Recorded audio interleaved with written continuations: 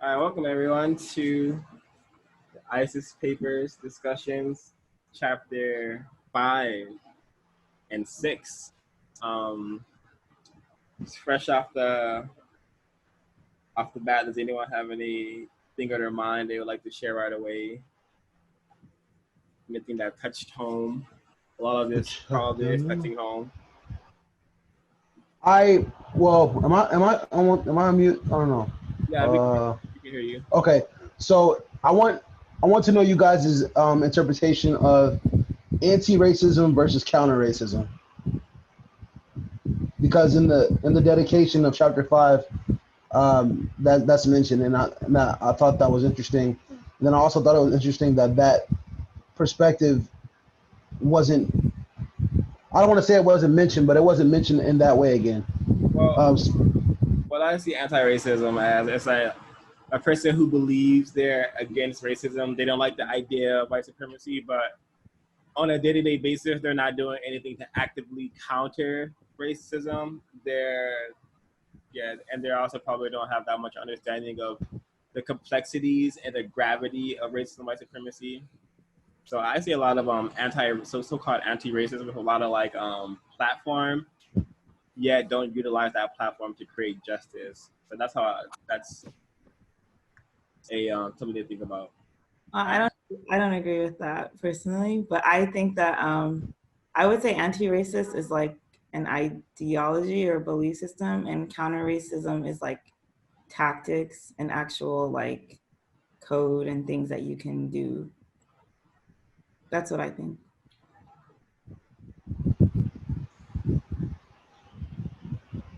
I thought it was interesting how she defined it though, because when you see on the internet like how everybody's kind of taking Angela Davis's quote and running amok with it, like it's not enough to be something, you have to be anti-racist.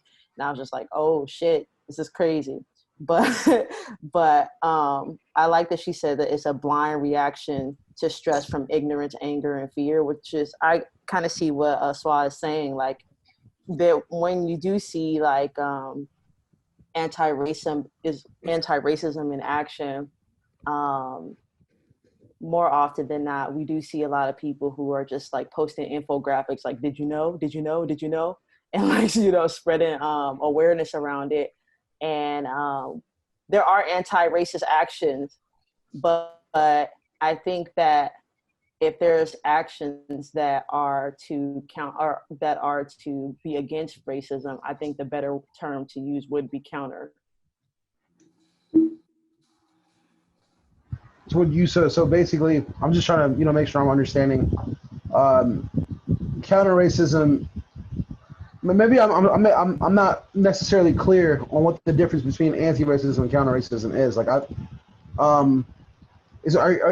the way that you mentioned about the infographics and people sharing, the black squares on Instagram and things like that, those actions would be considered anti-racist but not counter-racist. Is that what you're saying? Maybe. Yeah, because I think what I get from this book is that she's trying to say that to be counter-racist is to be like active. Like it's more, I think that okay, yeah. So slacktivism is more the reflective part. Yeah. Right. Okay. And counter-racism is more of a lifestyle than anti-racism, which could be like a fad or something somebody could pick up on for like social media clout or something like that. And to Ash's point about like it being like an ideology, it's just kind of like, pontification, like this morning, I don't know if you guys heard about the Breonna Taylor case or whatever, but the first thing I saw on the internet was like somebody they were like, Breonna Taylor's neighbor's wall got more justice than Breonna Taylor. And I was like, yeah, but that like real black people are reading that tweet, right? Like, do we really want to see that that comparison made? Like, that's what I think is anti-racism. Like they just like to see how witty they can get with these analogies nowadays about like the value of black life compared to some other type of analogy, right? Right. Huh. Oh, well, yeah. Okay, I can see that. Do you think there's an issue with anti-racism in like against counter-racism? Do you think that there's an issue with being anti-racist instead of counter-racist? Because, like, I don't know. I kind of feel like that's kind of problematic then in a way. Like, if the idea is to do the least amount possible to spread awareness or something like that in comparison to somebody actively trying on a day-to-day basis to actually make change occur by influencing the minds of people. I think if you don't have like a code or like something that you're actually doing, like if you're not organized, then like the kind of like disorganized, like remember in Spook Who Sat by the Door when everyone's mad and they're just like protesting, but it doesn't lead to anything because Yeah. it's like a disorganized anger. But unless you have like some sort of organized code, it's probably not going to go anywhere. Like it's important to understand where those emotions and feelings come from, but I also think it's like you have to organize them, and I think like that's what we should be doing the work to do. So are you saying that counter racism is planned and anti-racism is not planned? Would that be like a more appropriate way to kind of describe that? I feel like anti-racism is more like a reactionary, like reaction, immediate reaction, emotional reaction. And counter racism is fully planned. More like planned, a thoughtful process. Okay, right. I agree with that. I agree with that. Yeah, ask how many whenever you see an anti-racist, ask them what's your definition of racism. See if they could give you one. See if they could give you one that reflects to the stuff we've been talking about. I'll look. You want to take notes on the notes I took. So I really appreciated the dedication because it's our little introduction to greater confinement, which is what counter racist logic calls the prison system, because understanding white supremacy as a continuation of the slavery system, we understand that despite us not being in literal cages, we are still in a prison system. We're all still considered prisoners. Therefore, we are in confinement, but those who have found themselves in prison are in greater confinement. Are you guys understanding the terminology behind greater confinement and that dedication now? I believe so. Are you guys not? All right. Yeah, and I have a lot of. Could you elaborate? Well, basically, I'm just saying in the dedication, she mentions greater confinement, which is the prison institutions that we have today. Those are greater confinement institutions. Whereas we are, like right now, I'm in my apartment right now, but under white supremacy, I'm still a prisoner of war. Therefore, I'm still in a confined state, whereas where I can go, how I can exist, how much freedom I can have, I'm still confined. Therefore, the prison system is just greater confinement, whereas you have more rules. I still have rules. I'm still considered a prisoner, but I have more privileges than, say, someone in greater confinement. Right. Are you understanding now? Mm-hmm. I have a lot of relatives in greater confinement, unfortunately. Yeah, very extremely unfortunate. A lot of us have a lot of relatives on lockdown.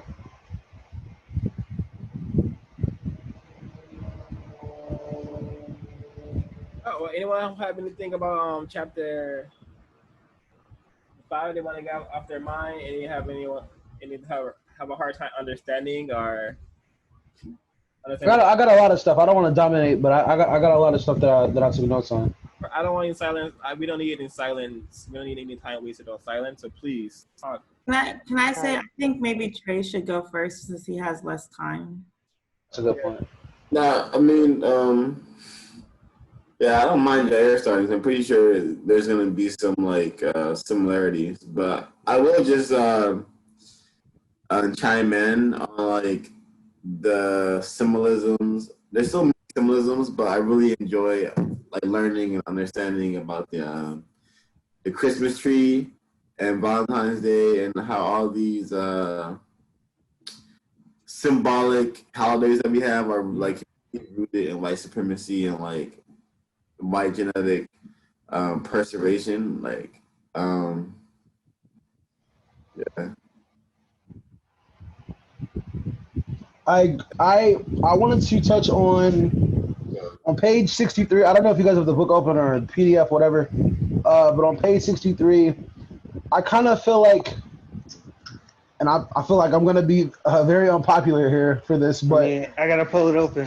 I think that the cross genitalia symbolism, I don't think that it doesn't make sense to me. Like I understand, like, you know, what's being illustrated, but I don't think that I agree. Like I don't know. It just doesn't make sense to me. I feel like it's like a reach. It feels very, just like it feels like it's forced in order to drive the point that the author is trying to make. Like, and it just doesn't make sense to me. Like I don't think that the diagram, like I guess in symbolism it could mean that, but it just seems a little, I don't know. It just seems out of place to me or something. I don't know. It's just, I couldn't, in my mind I was like I don't know. Like I don't see it.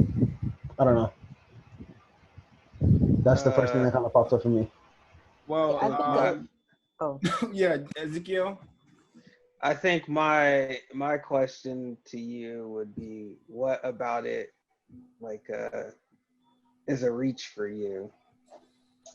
Just the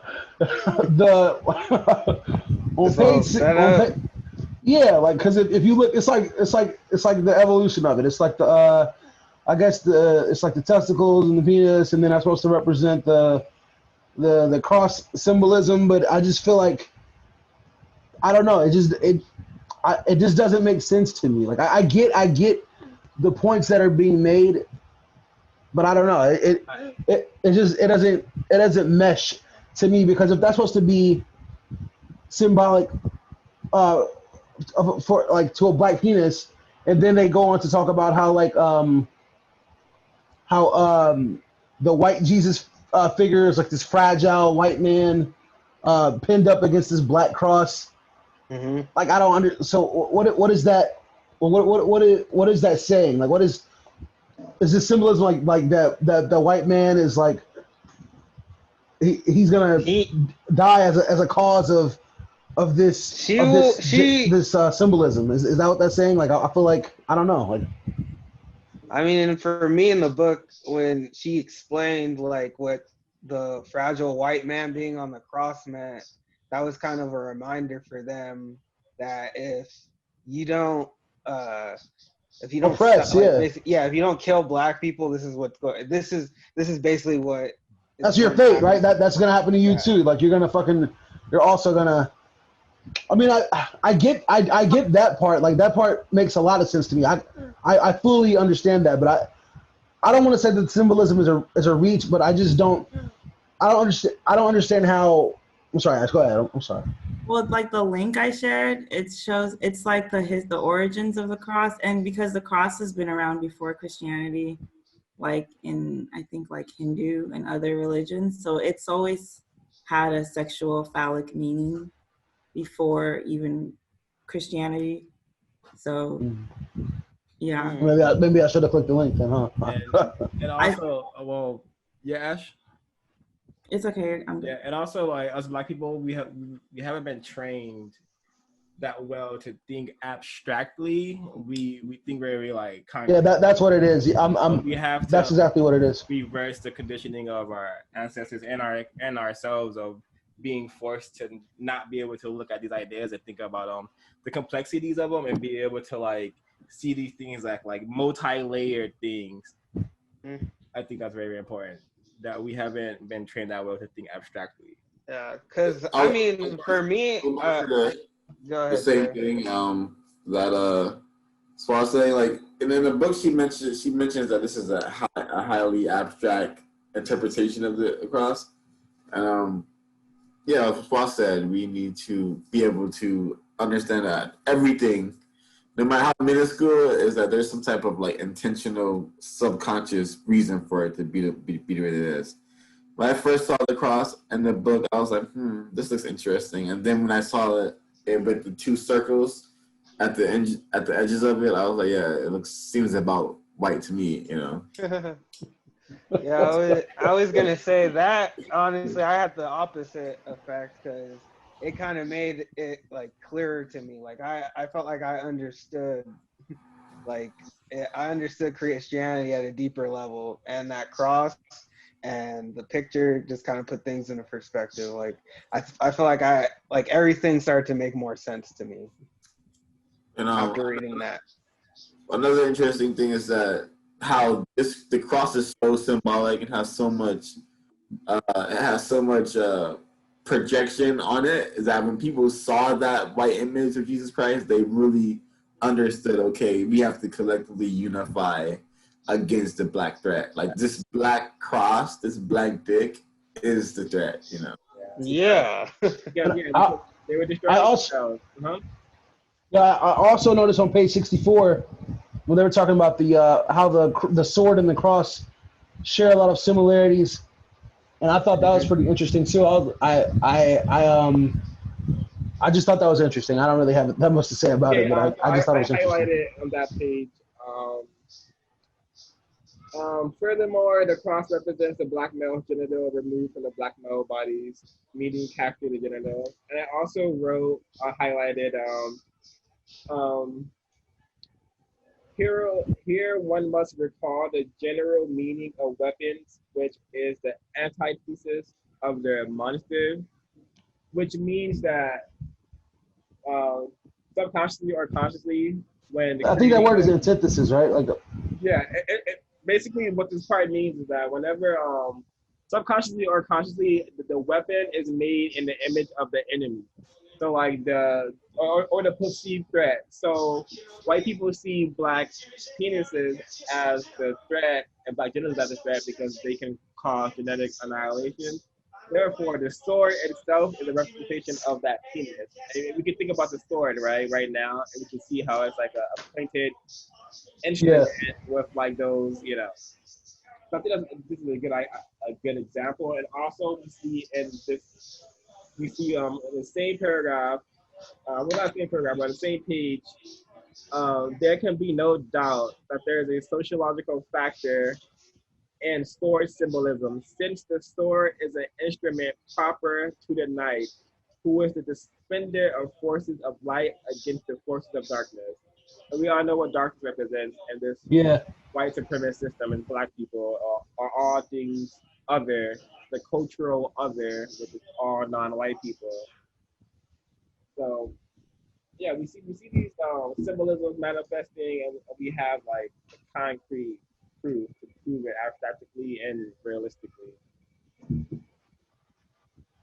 What do you guys think about the? I wanted to talk about the symbolism and the symbolism and bullfighting. Yeah, and I actually read an article too that the running of the bulls is literally about running the Moors out of Spain. And the mm, bulls represent like the Moors, like the black people. So that was really like just even more layered. wow, Yeah. yeah, that's intense. What did you guys think about on page 65? They're talking about the information about the exorcism scene where the possessed masturbates with the cross being symbolic to white women trying to control black men in a time where they were in a lower state. That's what I perceived from that section when they were talking about the Exorcist. Do you guys agree or do you disagree or?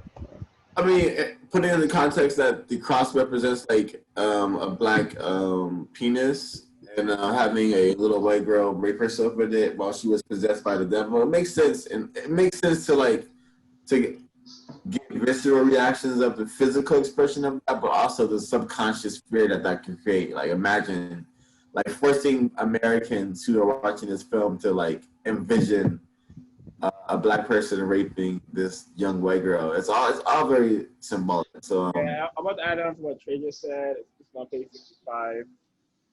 The use of the cross as a symbolic object in white female masturbation also occurred when large numbers of white females actively were fantasizing about being raped by black males and were establishing organizations and societies to prevent it. So That part was crazy to me, Yeah, yeah, honestly. me too. so if you can understand that exorcism scene, we can understand those gang rape scenes and the pornographic area of entertainment. All that comes from white supremacist culture. Yeah. Yeah, honestly.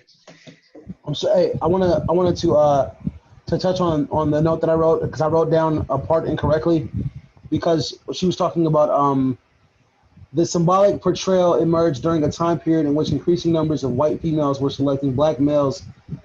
More correctly stated, white females began sexually aggressing against socially powerless black males to regain possession of black phallus. That is a lot. I thought that was super intense. Like, I thought that was very well put by the author. You know, I don't know. I never had that thought concept of control being the narrative for like selecting the partner. Yeah, You know what I'm saying? I used to hear about a lot of aggression from white women towards black women, about white women thinking that like black women were jealous of them, and so on and so forth, which is in itself just a projection. Genetic inferior, yeah. Yeah, so Yeah. that's really funny, and like that's also a form of aggression. Any kind of projection is a form of aggression. I'm beginning to understand. Yeah, I agree. Yeah. I'm looking for it on page 65, but did you guys catch that part where where the author is basically explaining where kind of that whole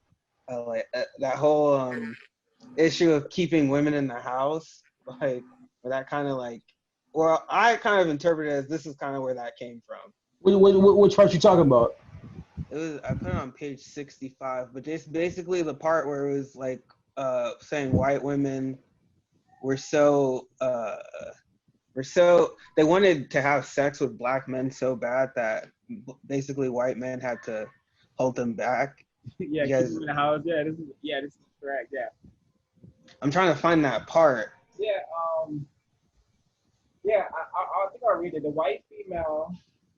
white female, until recently, has been held back in her sexual desires of the black male by white male constraints. Since white female liberation has been granted to white women in small measure, the white female finds herself unable to hold her own desires and aggression in check. She is still unable to admit these desires and aggressions consciously. It is common knowledge that the ideal male for the white female is a tall, dark, and handsome one. Yeah, yeah, I yeah. think That's that's exactly what you're talking interesting about. Yeah. because like when you watch TV about when you see like representations of white feminists on TV, like even like if you go watch like the most obvious one, like Girls on HBO, like they bring in Donald Glover for 2 seconds, you know, that is their version of like liberation. Every time you know, a white woman wants to show her own agency, she controls a black man, I guess. And speaking of that specifically, that show, like the show ends with her having like sex, a one night stand with an Indian man, having a baby with him, and they used a black baby, a black boy, in standing for a half Indian, half white boy. And like it ends with her literally being a single mom to this black baby that they're pretending is Indian and white. It was very fucking weird. Like, and Wow. like when you read the book, it adds so much more layers to it. Like what about like the control and like finding freedom through controlling black people? It's yeah. I'm sorry, I'm laughing because it's like she has the freedom to be a single, you know, black mom. A single mom. Like that's liberating, I guess. That's funny. Oh, I found something interesting on page 68, which I thought was crazy to me. It just like, to me, it just describes like what Yeah, please. I wrote notes on that page like. too. It says the most likely essence of the story of Jesus, who later was referred to as Christ, was that he was a poor black man, a carpenter, a member of the non-white oppressed population, whose ideas, as expressed in the Beatitudes, threatened the power, control, and authority of conquering Romans.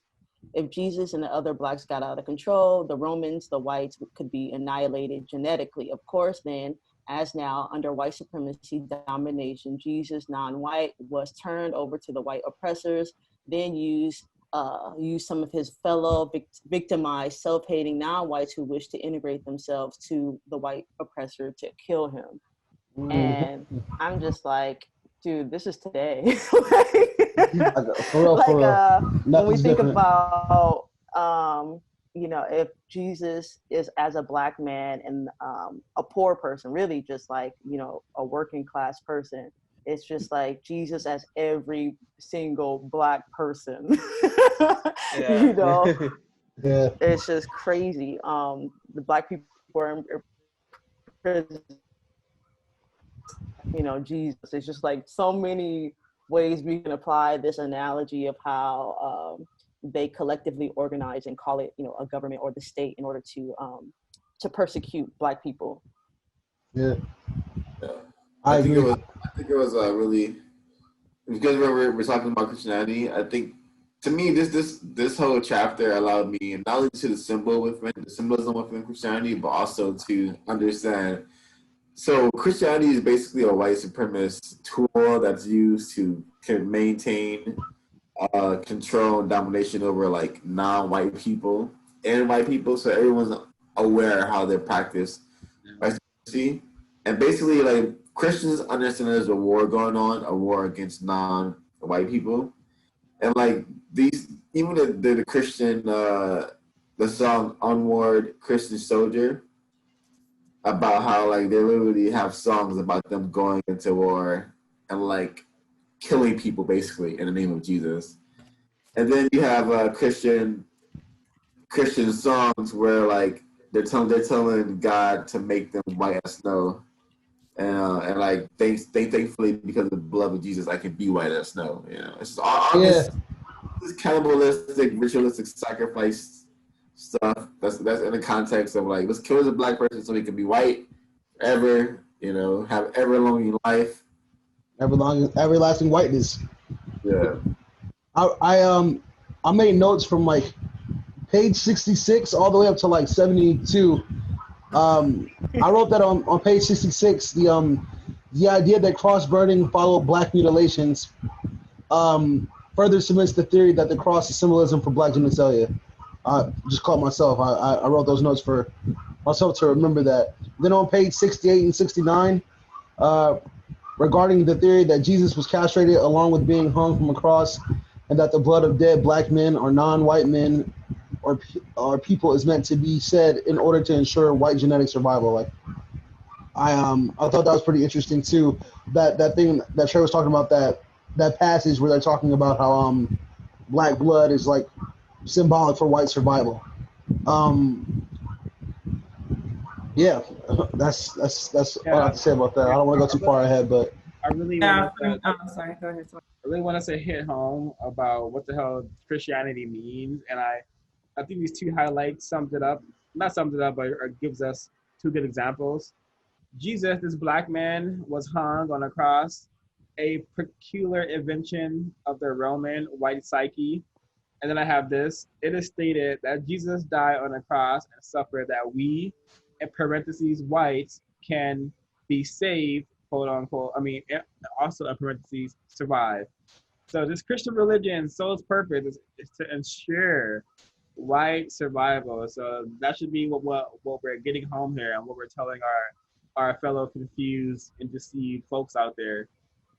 Victims of what racism need to untap out of this religion called Christianity and all European religions to truly begin the cycle of liberating their minds to liberate the people. Yeah. Just chime in. I was watching I watched Hidden Colors 2 today, and like they have a segment in Hidden Colors 2 about spiritual warfare, and basically they talk about how like for us to get to the same page, we have to really let go of Christianity and let go of all the ideology and theology that has been imprinted on us, because no African American should be practicing a religion that was used to colonize and sustain a very violent form of slavery for our that continues to this day. Me and Swat had that conversation last night about there's a lot of work for Black people to have to undertake to be in a higher state. But the first thing that should go out the window is Black Christianity, and that's just how I feel. Like I think that's the single strongest like form of slavery that exists. And I think Ashley, she made a point last night where she said that a lot of white people are viewing Christianity as justification for the things they do, and that Black people are viewing Christianity as like they have to prove that they're worthy.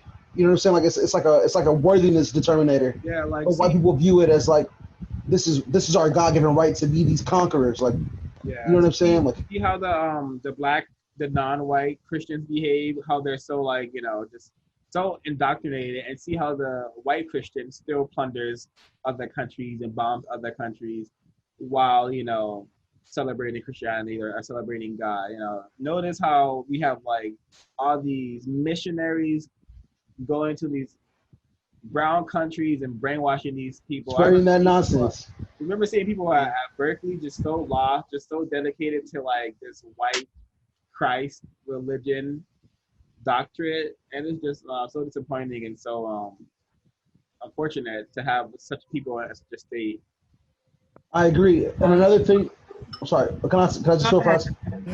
I'm sorry. One thing that Ashley also said that made a lot of sense to me is that we need to create. Well, this is also one of the things, but we need to create more spaces for community because people are reluctant to leave the Christian church or whatever religious context they have because they feel like this is their community. And I thought that when she said that was very powerful, and that really spoke to me because in my mind I was like, well, why don't we just get rid of it? But if we don't have an alternative, short sense of community, then what else do they have in that way? Or maybe if I don't understand, please elaborate.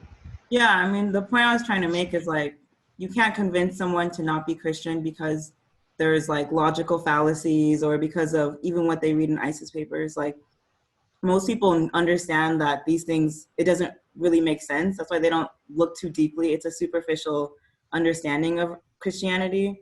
But the reason they stay is for the community, for the belonging, for wondering like why they're alive and having that solution easily like given to them. And if you don't provide people with an alternative community that is also spiritual, that can also provide for them that sort of like spiritual, like, I don't know, comfort, then I don't think you're really gonna get anywhere. That's personally my opinion. Yeah, we have also is that the truth though? Because I mean, does anybody in this room identify with being a Christian, and do you feel like you have like a spiritual community that you can tap into that makes you feel like you are connected? But I would say that a lot of us probably were never identified as Christian.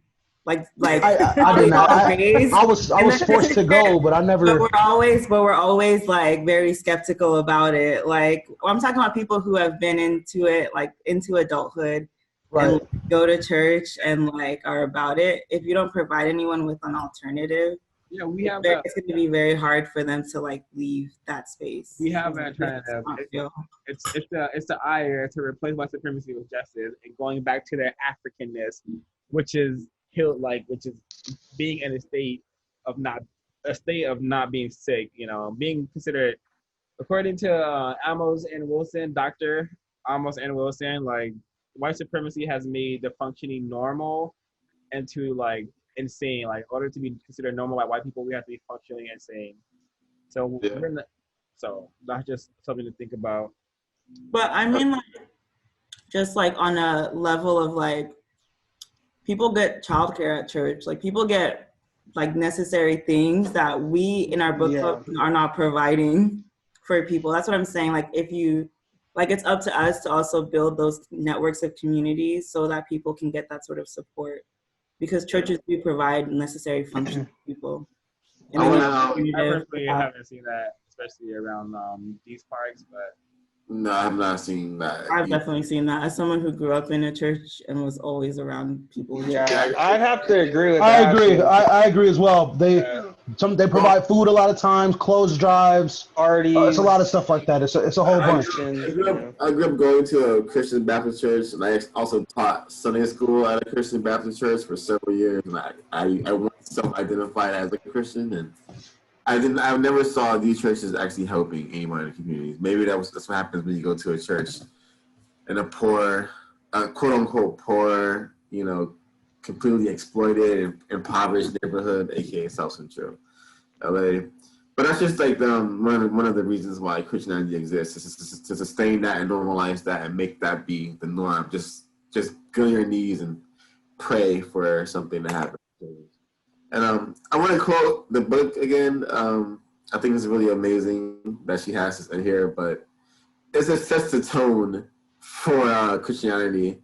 So like between 306 and 337 AD, Constantine I, he was a Roman emperor, and basically he was a person who made Christian worship law. And this is what the book says.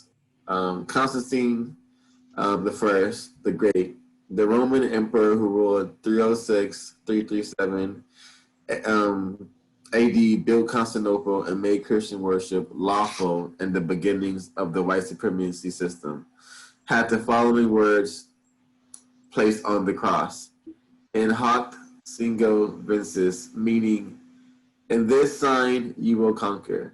Indeed, by controlling the black, non-white male genitalia, which the cross symbolizes, whites have conquered blacks and the entire non-white world majority. So basically, to me, this is true, like physically and metaphorically speaking, because physically we have been dominated. We don't know the origins of our origin. Well, I don't. I'm speaking for myself, but I would ascertain many of the people in this call do not know the direct tribe that they come from, before all this stuff happened, when our ancestors were not sick, when we were considered free and had completely understood how to manage the land, had infinite food, infinite abundance. When I was a thing, we definitely where am I going with this? Oh yeah, long story short, Christianity is metaphorically symbolized as the fact that we are conquered and we are living under white supremacy, and the majority of the population in Africa are Christians. They literally are Christian practicing people. A lot of Black Americans are Christians as well. And I want to continue. Concurrently, the majority membership of Christian churches is non-white and are all held in control under the sign of the cross. The authority is maintained by whites under white supremacy, white purity, and white survival. And I think it's interesting that you have the swastika having very similar pieces, and that is also another symbol of white supremacy. That's not a coincidence. It's a super cross. What was Hitler's initiative to preserve the quote unquote Aryan? To genetically cleanse, yeah. But Hitler would be really upset if he understood that the Aryans were actual Black people, named after this guy named Aryan, who found out that Constantinople was going to start pushing this religion on all people, and then he basically escaped from Constantinople and was warning people, and those are the Aryans, the people who warned of hey, white people. They went to every single tribe in Africa supposedly and said that white people are coming to conquer the world, basically. So that's who the Aryans are. So Aryans are actual Black people with jet black skin. And so some things I learned today while investigating the stuff that I was hearing on Hidden Colors too. Yeah, and I never heard that before. That Aryans are Black people. Yeah. Well, they are. Yeah, and named after a Black guy named Aryan. Just to reinforce what Trey just said, the book on page 67, it says, "In hoc signo vinces," meaning in this sign you will conquer. In this sign you will conquer and dominate the world. The European had to figure it out. They saw that during the Dark Ages they were destroying themselves. They unified under the Christian cross and started dominating the globe. All the whites came together under the collective goal to dominate and subjugate all non-white people. And there you have it. And this really, to me, flips Christianity on its head, because when most people approach it, they get indoctrinated as children. Can y'all hear me? Oh, thinking that it's some kind of spiritual, deep, you know, quantum realm connection to God. And it's really, you know, even if we just look at the history of it, has just been a system of organization with white people to execute a goal. It has nothing to do with spirituality at all. That's like, that's the spirituality is like for a it cover. to be completely racist, and white supremacist. All of it is just for them to be able to huddle together and eat bread and wine and say, "Don't touch my daughter," and kill this guy. You know what I mean? Yeah. That's the crazy part about it. And we're sold this thing about religion. It just, you know, like the oldest religions being like Islam and Christianity, but we don't really have any connection as to their original use, and it doesn't have anything to do with, you know, at least I don't even know. I can't even now. It kind of makes me, you know, want to explore all spirituality in general, because, you know, at the end of the day, most spirituality is just about, you know, registering yourself in the world, and how can you like, what are some ways to be in the world? And in a Christianity sense, the way to be in the world is to annihilate Black people so you can survive and have more space. Yeah. Definitely. Yeah. To go against nature. I wanted to touch on. I didn't remember a specific paragraph, but this is my summary of page 74. That whole idea that communion is a way for white people to ingest the genetic material of a Black Jesus, and that higher-ranking official religious leaders usually wear black from head to toe as a way to compensate for their lack of pigmentation. I thought that was extremely interesting, because I've never ever in my life given thought to why high-ranking religious leaders do dress in black so frequently. I never thought that maybe that is like some sort of symbolic way to possess blackness, even if it's for a short time. Yeah. But the cold part is the Pope wears white. Like the Pope wears white all the time, which brings extra dimension to the fact that like every because he's over. It's hilarious. Yeah, indeed, it is. The Vatican Church is one of the reasons why like Black people have been eradicated from like a lot of religious historical books and the Bible as well. And if you go around Italy and you go around all these European countries, if you go to the museums, you can see like Black like saints from like the 14th century and like the 15th century before the like transatlantic war Black people started. And there's like so much information on like Black people living and traveling to all these European places before the transatlantic war. And something that Zakia and Jair have said really brought this up. I wanted to share this. That I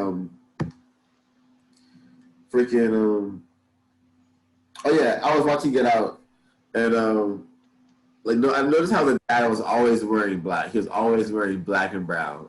So to me, it symbolizes the whole film is about people wanting to live inside of peace, and like by doing that, you possess, you know, all the genetic material of the Black person. But the dad is literally always wearing black.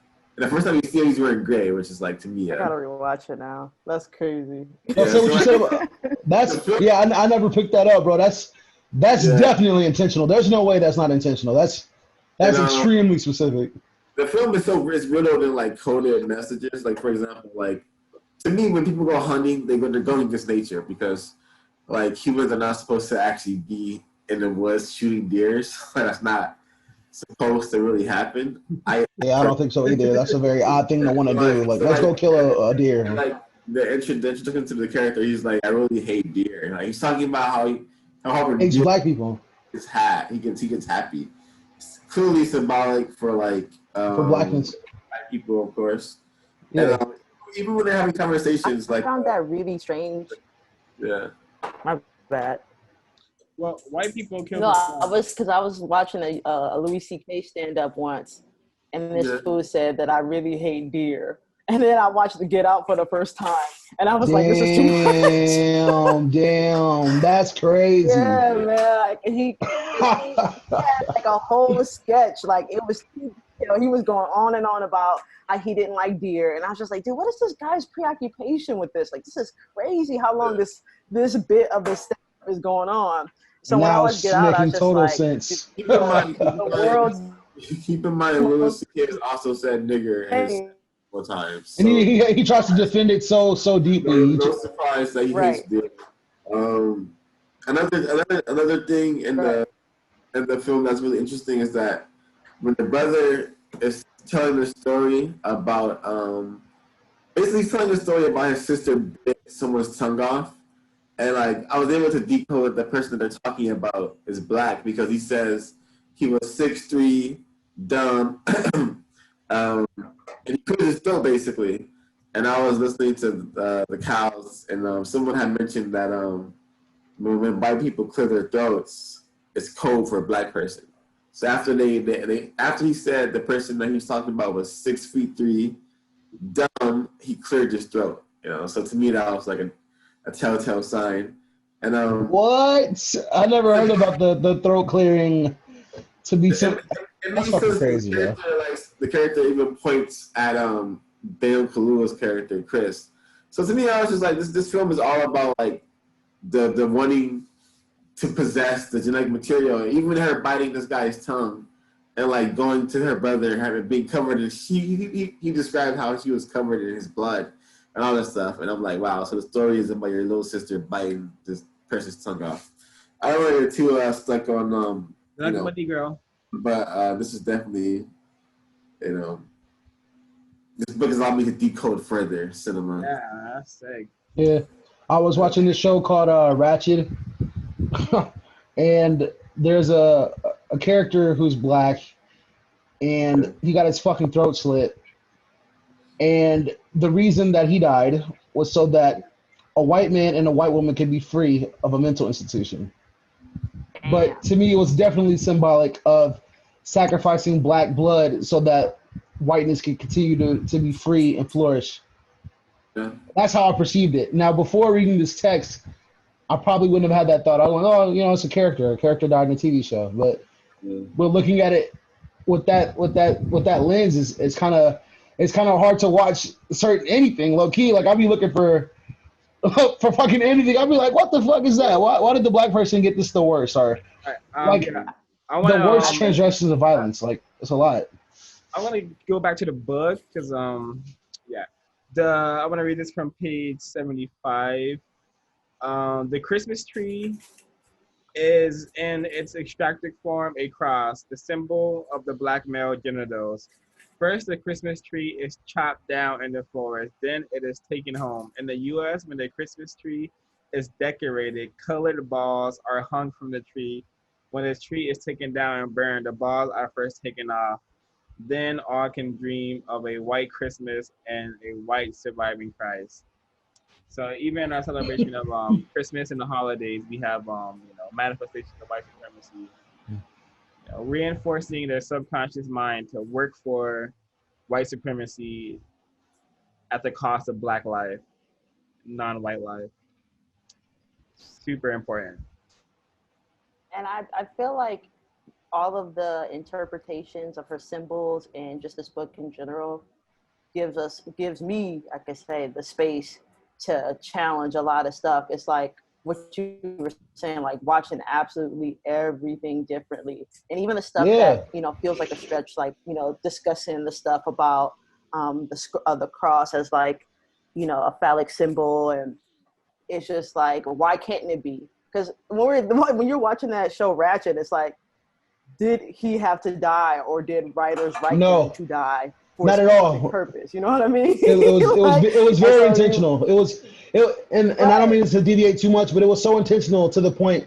The original plot of that episode was not even about that man being murdered. It literally evolved organically to have that happen. Like that was literally not on the docket. I was like, what the fuck? Like, what a strange turn of the events. I didn't expect that shit to happen at all. So when it did happen, I was like, wow, okay, let's humiliate the blackness like on screen. Let's make it less. Let's degrade it. And that's how I felt when I view that. Yeah. Right. And I feel like this book allows me to be like challenged, like what is really necessary. Yeah, like, you can be more critical. A lot of the time, people are just like, Black death is necessary at all time. Black death or Black sex is necessary at all time on TV.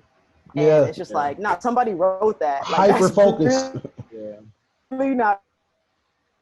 That shit is not cool. Necessary. The phallic symbol wasn't necessary. Yeah, but it just shows you how obsessive all of this stuff is. Yeah, this reminds me of what you said earlier about that show with the white woman producing a melanated child. At Easter holiday in the U.S., it is traditional to have colored eggs, colored jelly beans, and a chocolate rabbit and eggs in an Easter basket. These color items are eaten. The white albino sits amongst the color eggs as though he laid them, generally is not eaten. By ingesting the colored items, the sin of being without color is symbolically removed. Being born again whole has been achieved through symbols. So yeah, we have these symbols have like dual purposes. They reinforce white survival, and they also help the white people deal with their depigmented skin, because the whole purpose of becoming born again is accepting your white skin, their white genetic deficiency of not being able to produce melanin. Is how I'm able to understand her text. So super important. Dual meanings, dual purposes, multi-purpose tools this religion has to serve various purposes to white people and to disservice us in a multitude of ways, a lot of ways. We are disserviced by promoting and ingesting this doctrine called Christianity. So I agree, 100%. I think it's that got me thinking. Like, I feel that white people are telling their kids about this kind of stuff, but they're leaving certain aspects out, just like how we've been confused like that too. Because I've known for some time now, like, I think even the Bible mentions it, but these are like pagan holidays, right? Yeah, pagan rituals. And they've been adapted for Christianity though. Yeah, and I'm not sure, not somebody can correct me, but I'm pretty sure the Bible says like you shouldn't be doing these things, but people are still kind of participating in it. They're calling it I've known that it's been referred to like as a ritual for fertility or a holiday for fertility. And I think that's what Easter is. Easter is a fertility holiday, and Christmas is based off of winter solstice, just like a so Easter being a holiday for fertility, I never knew kind of what that meant, but I mean I knew what that meant, but the way that she talks about and breaks it down in this book is a lot more. It makes a lot more sense than what I've heard in the past about kind of the eggs being. I can't even. Yeah, I never understood the meaning of the eggs. I guess that's supposed to be symbolic of rebirth, and then rabbits are supposed to be able to produce offspring very quickly, and maybe since the rabbit is white, the rate at which the rabbit is producing offspring is supposed to be symbolic of like continuing white survival, like white women, and that's just something I thought about right now. I don't know if that's even true, but that the rabbit, because rabbits do reproduce very quickly, and that could very well be an analogy for white survival. And the eggs are usually also colored, like she said in the book, and that's them, I guess, dominating blackness, right? Color again, like they can produce color. Yeah, but only symbolically, like never, or either symbolically or with the help of a black person or non-white person, like because it can't be done between two white people. It's not possible.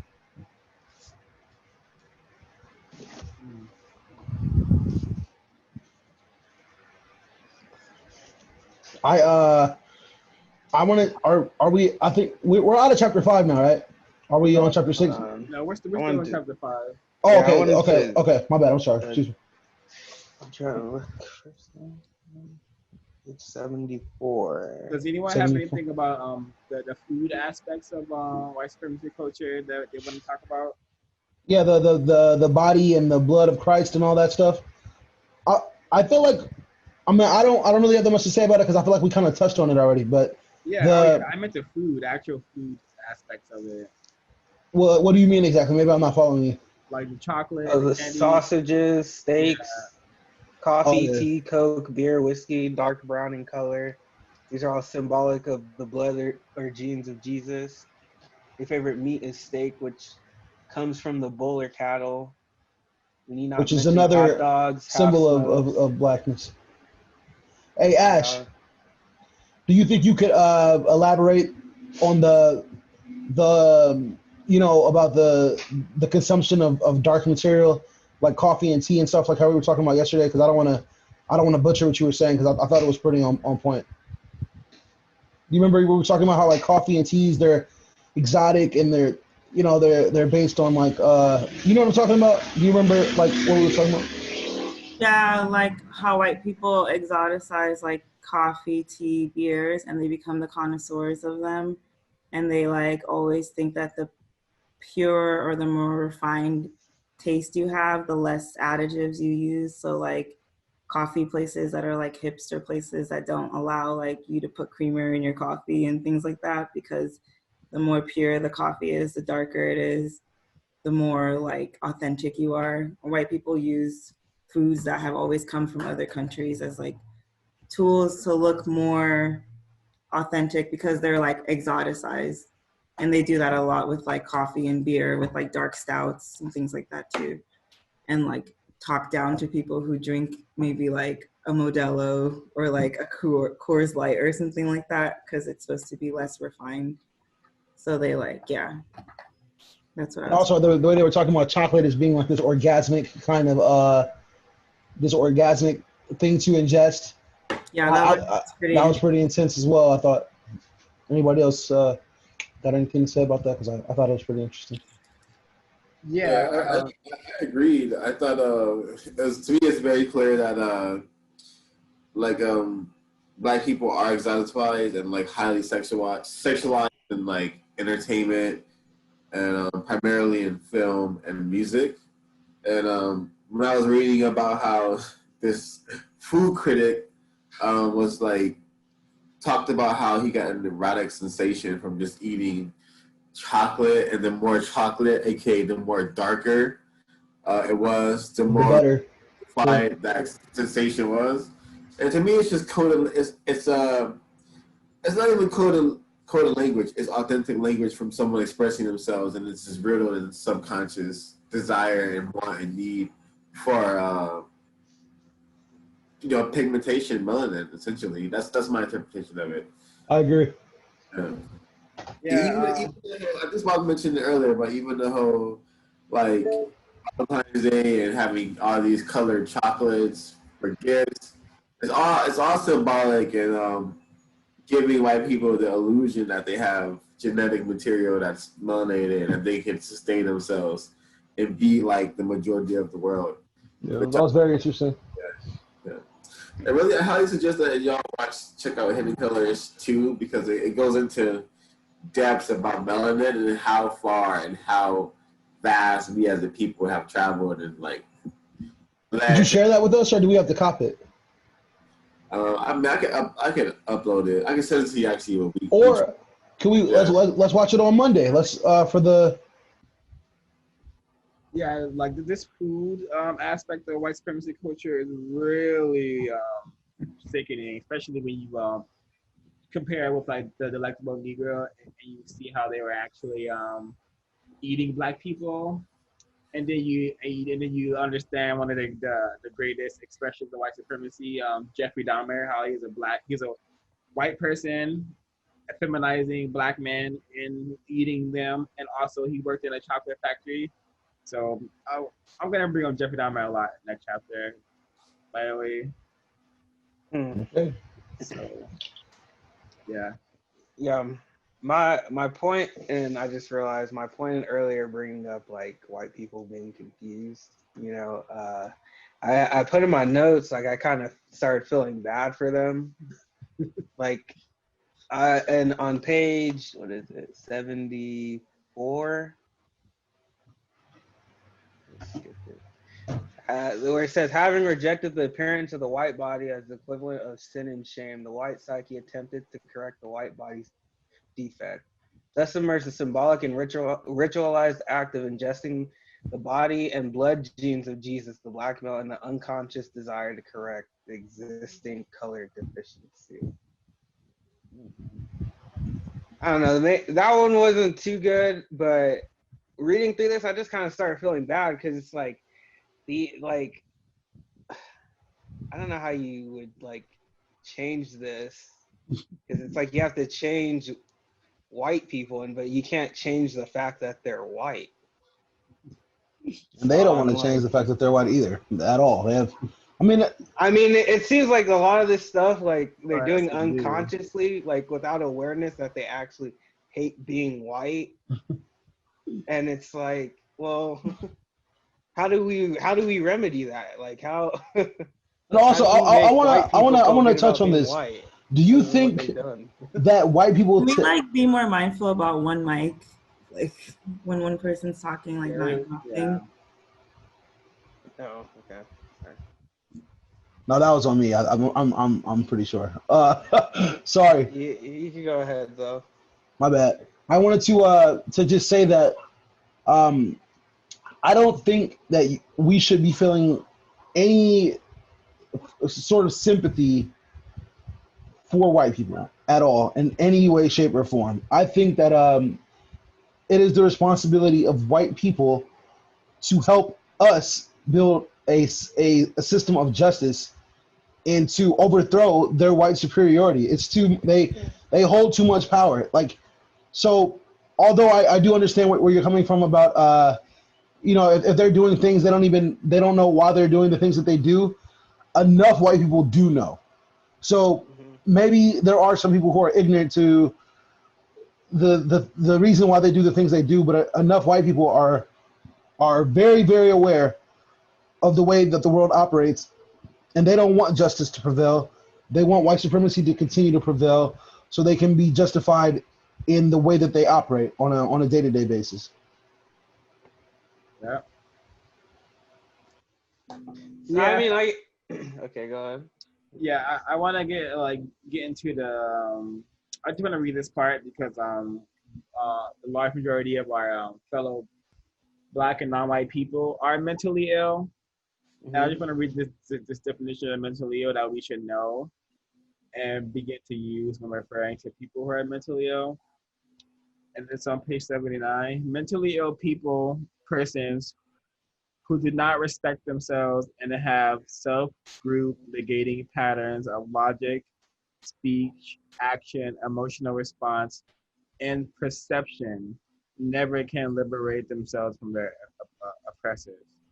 So due to the fact that the majority, most of us are mentally ill compared to on a journey of healing, therefore the critical mass also needs to I feel like your journey to healing to becoming mentally competent as a Black person, you must understand racism, white supremacy, or else every remedy, every so-called remedy or tactic is just kind of escape mechanism that you're using to remedy your reaction to the racism, white supremacy that one may be experiencing.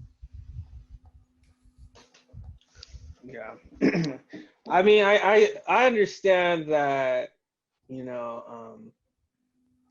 you can't really count on white people for anything, especially when it comes to, getting out of from under the system of white supremacy. Well,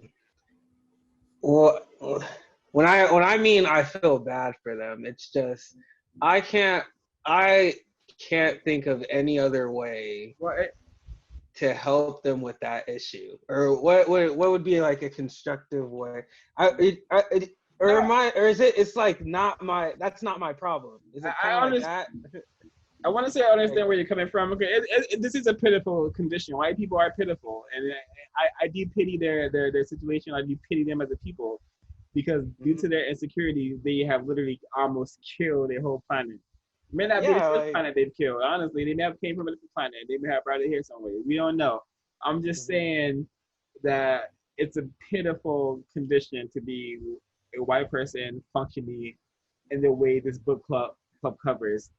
So I understand where you're coming from, and you know it is fucking sad. It's pathetic actually to have this be your subconscious and have your subconscious manifest this sort of society. It's pitiful, and it's the best you could have done. This kind of society where like the majority of people are suffering, that's not a good society at all. Let me ask you, Swad, do you think that the average white person who's not like in some sort of power position, do you think that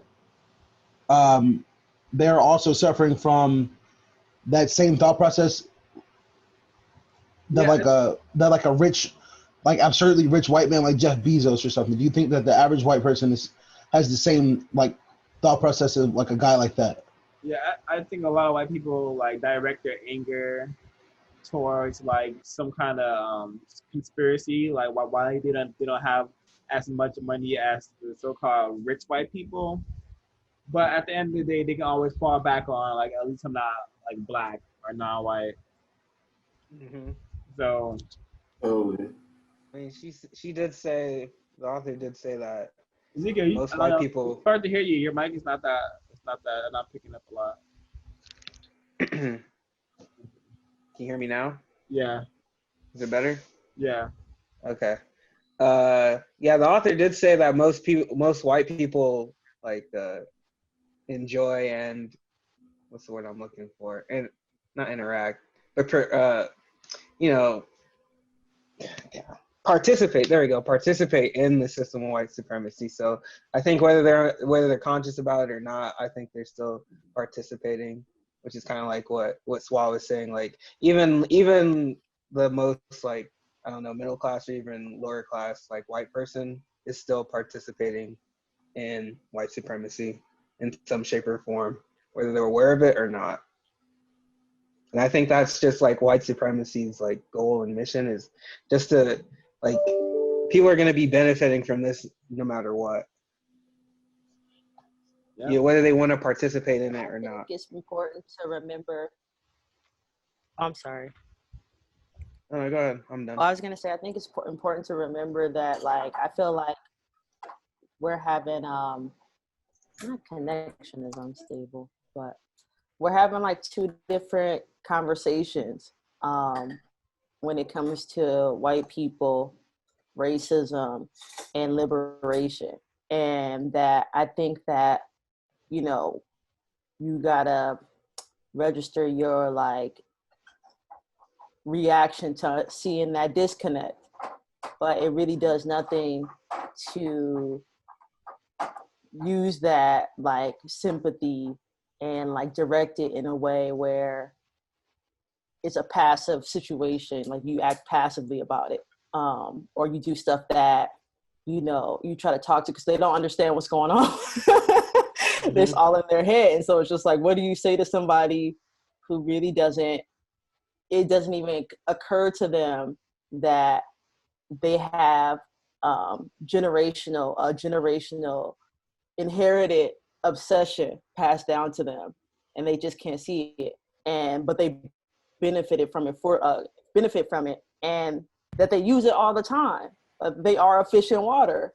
And so you're having two different conversations, because if you go to Jeff Bezos and be like, you know, Jeff Bezos might have all the money in the world, but like Swa said, it's like the earth is dying at that expense. So it's just like, we're having two different conversations. My values are different from your values. So I'm saying like, man, you know, you should be ashamed of yourself. And he's just like, why? Like, I own the world. And it's just like, that's not the point, dude.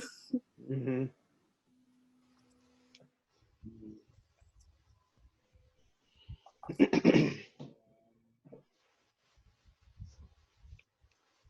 Yeah, I guess we probably need to. I think it goes back to that diagram again, where it's just maybe people are kind of not where they need to be, especially because it seems like we need to be focusing on white supremacy as the issue, and I think a lot of that's due to people not focusing on that. Yeah, it's by time. If millions of people are gonna be marching in the streets, it needs to be marching against white supremacy. Nothing is more important or like pressing of a matter than that. Mm-hmm. Because that's where all the sickness is coming from.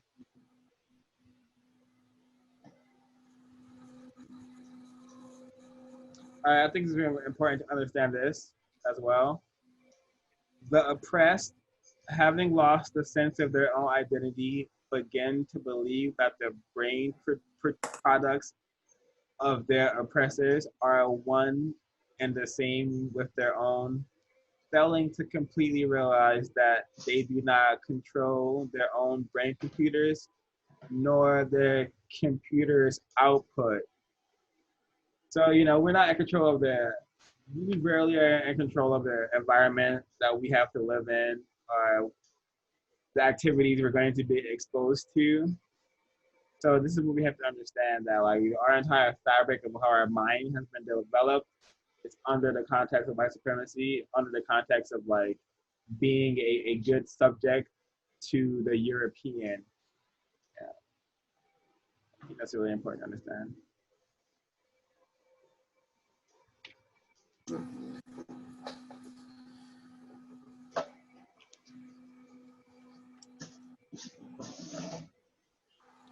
Okay, I think anyone have any closing thoughts on chapter 5? I think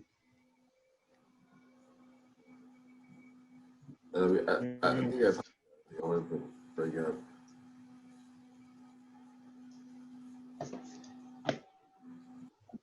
Let me see. If we're done with that, I would love to like talk about chapter 6 before I log off. Yeah, please open up chapter 6.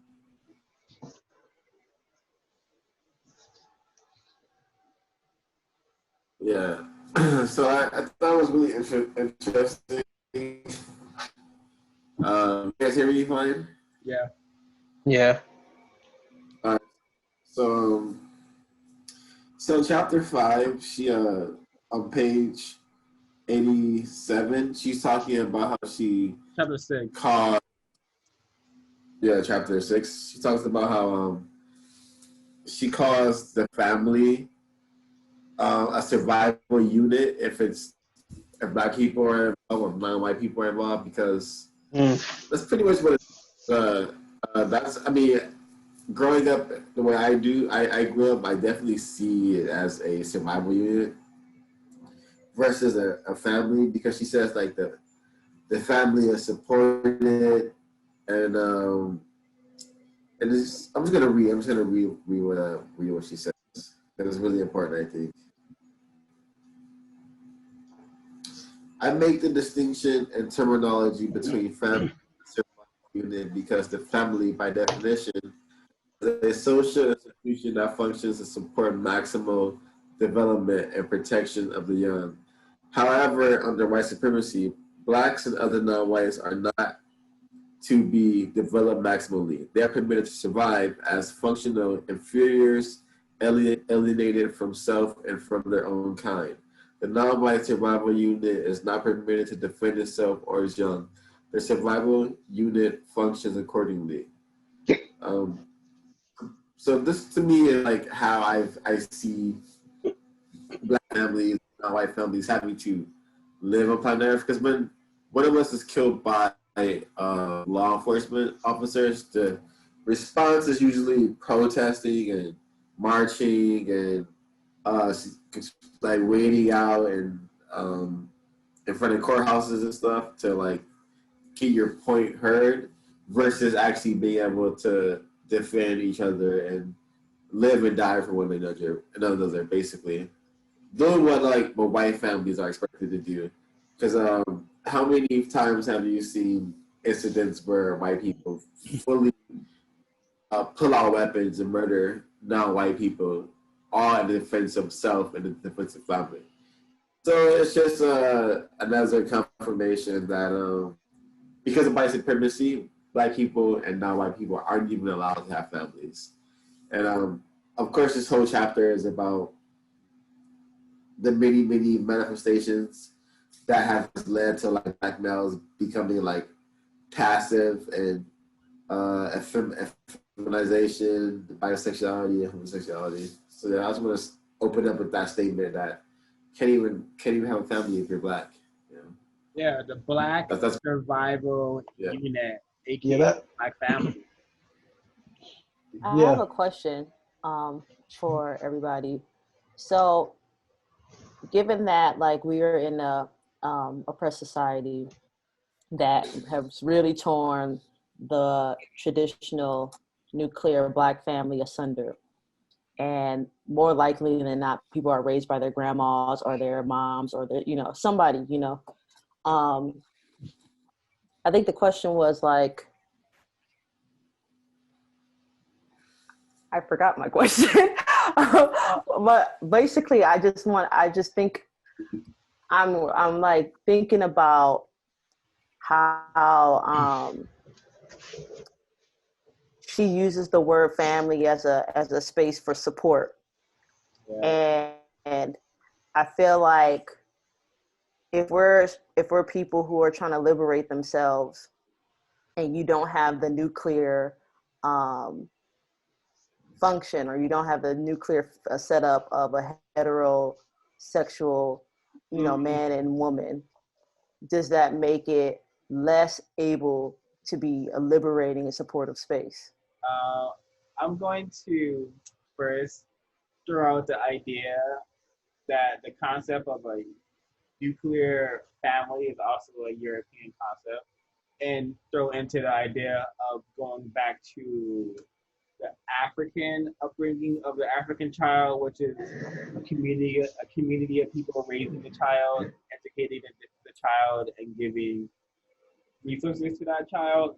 That's what we need to be going back to, and that can manifest in the form of communiversities, which Bobby Wright wrote about, which is institutions where you'll learn and also live type stuff.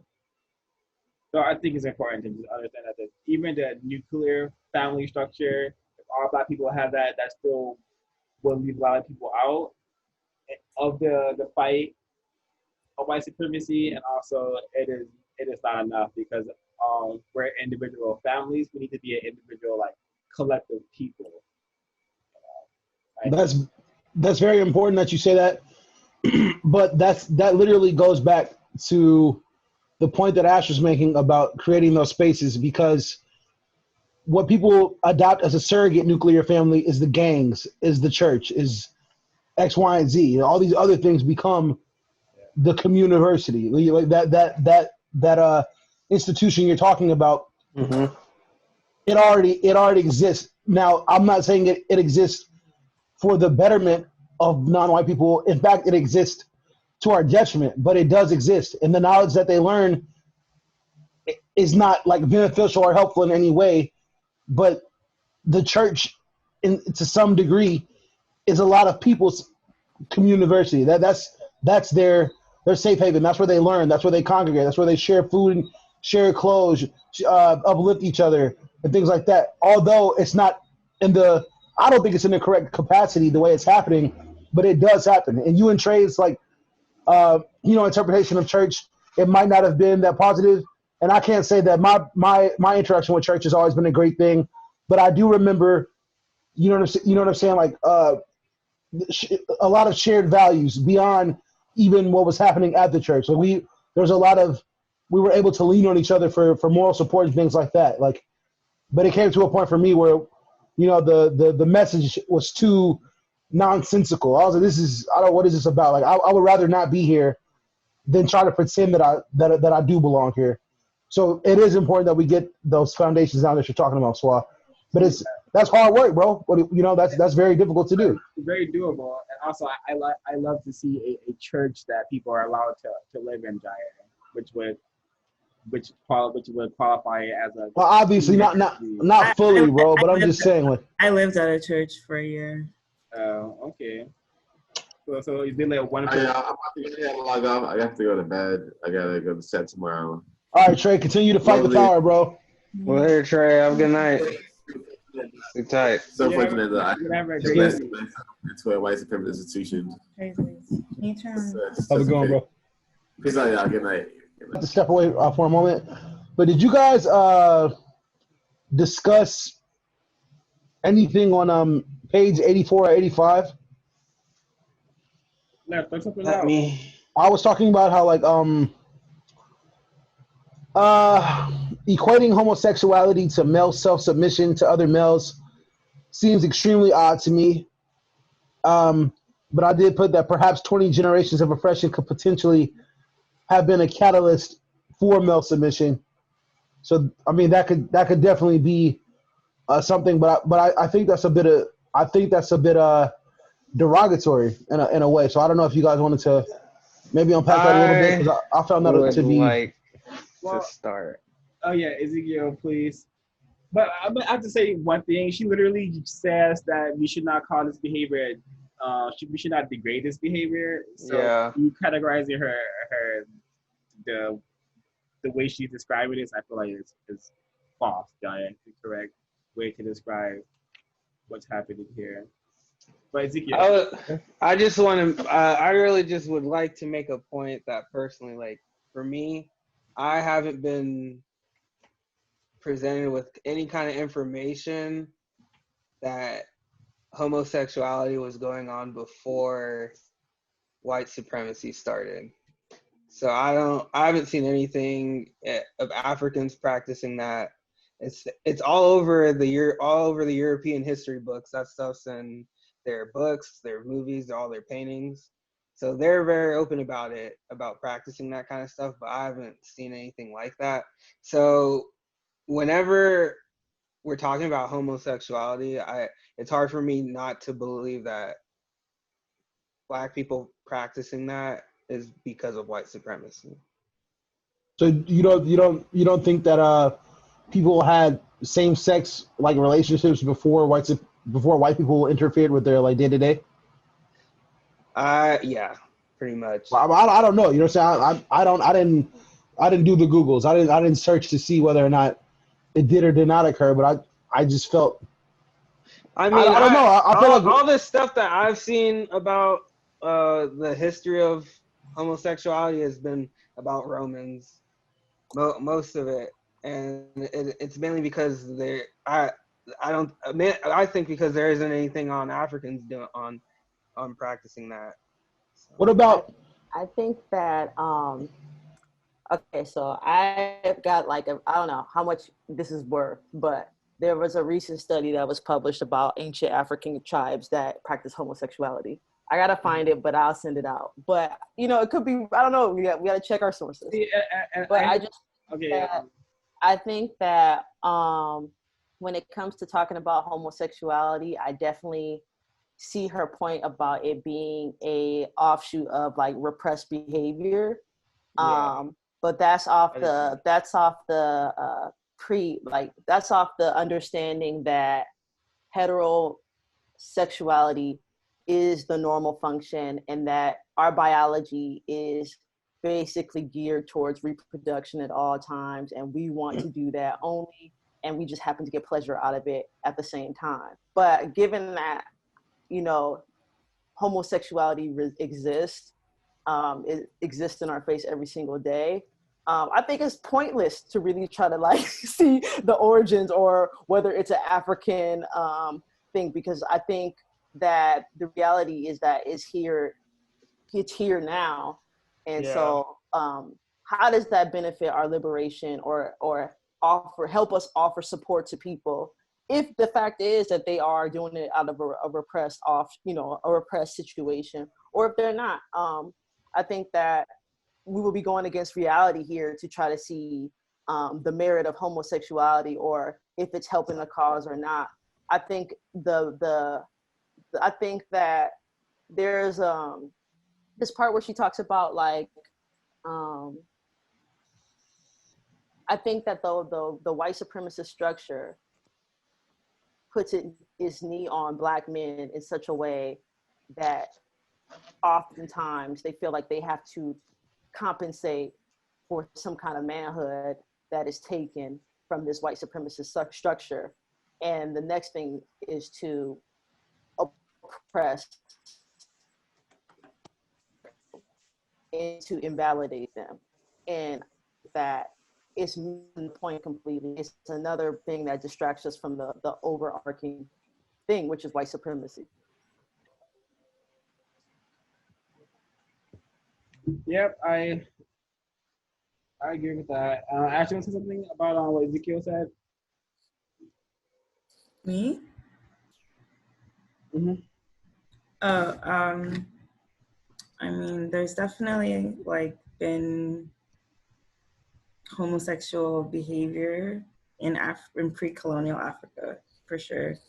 And there was behavior that was not based on gendered hierarchies of male, female, like, and division of labor the way that we do in European white societies. I would say that it was set up in a much more beneficial way because they had much more cultural and spiritual perceptions on being like queer. So, but I agree with also what like Zakio is saying, that it's here now. So it's like the origins is not necessarily a beneficial conversation unless you're coming from it from the perspective of like, this is a biological function, which like I think it's much more than that. You guys hear me? Yeah. Yep. All right, fuck it. My Bluetooth's not working. I was trying to connect, but sorry. I can hear you. I can hear you, man. All right. Okay. But I just want to make one more point, like while we wait for him. If it is, I find it interesting though that like we humans like to pull ourselves away from every other species on Earth when we talk about biology, because there are other species and other beings on this Earth that when the circumstances are required out of them, they become a different sex, or they do stuff to adapt so they can compensate for whatever's lacking in whichever gender domain or whichever sex domain, I should say. So I don't think it would be weird for humans to do the same thing, whereas like whatever the environment requires of them, they accommodate. Yeah, I feel like you can be born gay and you can be like culturally gay in a way that like you live in a society that being gay is maybe, I don't know, subconsciously or consciously beneficial to you, and you take on that. Like, I believe that it can be both. Yeah, of course. Yeah, and also, yeah, just what Zakia said, it's here now. So the gays who are for ending white supremacy, they are constructive for the movement. The gays who are not interested in ending white supremacy are detrimental to the movement, just like the heterosexuals who are not for the movement. They're not forgiven because they're gay. They are given the same judgment. If you're not from the movement, then you're for the supporting maintenance of this white supremacist system. So that's the whole thing to understand, and also understand how like just it's such an incendiary like topic to talk about whenever it will be discussed. You can see your main focus getting derailed. So always be aware of that to approach this topic very strategically. So yeah, and I just want to read. Well, actually not. I'll wait. But yeah, but I can totally see the usefulness of having this natural state this once natural state of being queer, that being used to create hate amongst the people and to project a lot of more confusion and deceit.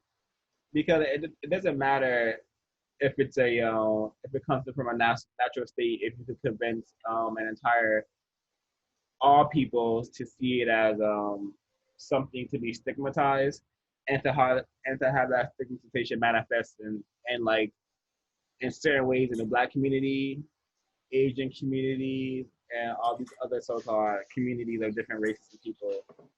And because we see like various types of gays acting different. Like we have like, gays that are called like so-called dykes who behave in a certain way. We have like the more flamboyant gays. We have like the gays who present in like a regular like so-called masculine sense. So we have all these different types of gays, and they all have their various uses for maintaining society.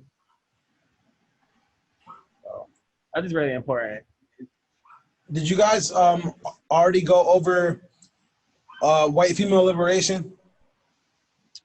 I know. I think we talked about that a little bit in the last chapter.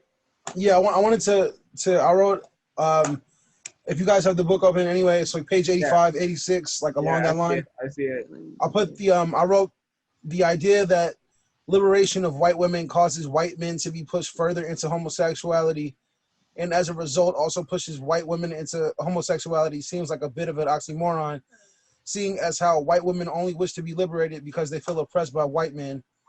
Also, the thought that homosexuality exists as a direct result of white alienation seems very odd to me. But that's how I perceived it. I perceived it as homosexuality existing because white people feel alienated from each other because they don't want to reproduce with each other because because of the alienation. I thought that was really odd. That I mean I get how that conclusion could be made, but I thought that was odd that homosexuality only exists because of like a direct result of white alienation. Well, maybe talking about from a white person, for the white collective is like comes out homosexual or decides to participate in homosexuality. This is why I totally believe that this is one of the reasons why white people choose to be gay or are born gay. And also we see that like the white mother also conditions the white son to be subconsciously or consciously behave as female, which might help to alter the reality of them becoming a homosexual in the future. So yeah, I see that. I want to read something. It's it's gonna be a lot. It's on page 85, and it's referring to I believe the white homosexuals and bisexuals, male bisexuality and homosexuality. I highlighted that. Yeah, male sexuality and homosexuality can be viewed as a sexual expression of male weakness, passivity, and effeminization. The motivation for these feelings and their sexual expression results primarily from the developing challenge by non-white men throughout the world to white male power and projected superiority. This challenge has assumed various subtle and overt forms during recent decades. For example, in the US, heavyweight boxing, basketball, baseball, and football have all been taken away from white males, in parentheses, by black males, as symbolic expressions of male fertility and manhood. White males have been left with only two major sports wherein they dominate: tennis and golf, and both consist of hitting small white balls. So this makes me think about the reality that we have Rocky Balboa and Hall of Fame boxing.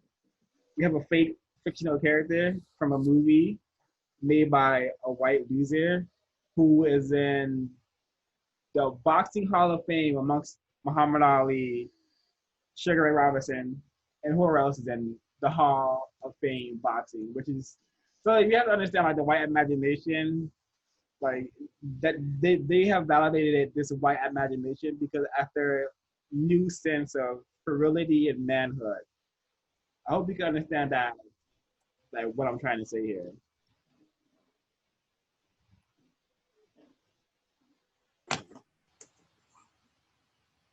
These people can just, I guess, conjure up anything to make themselves believe something.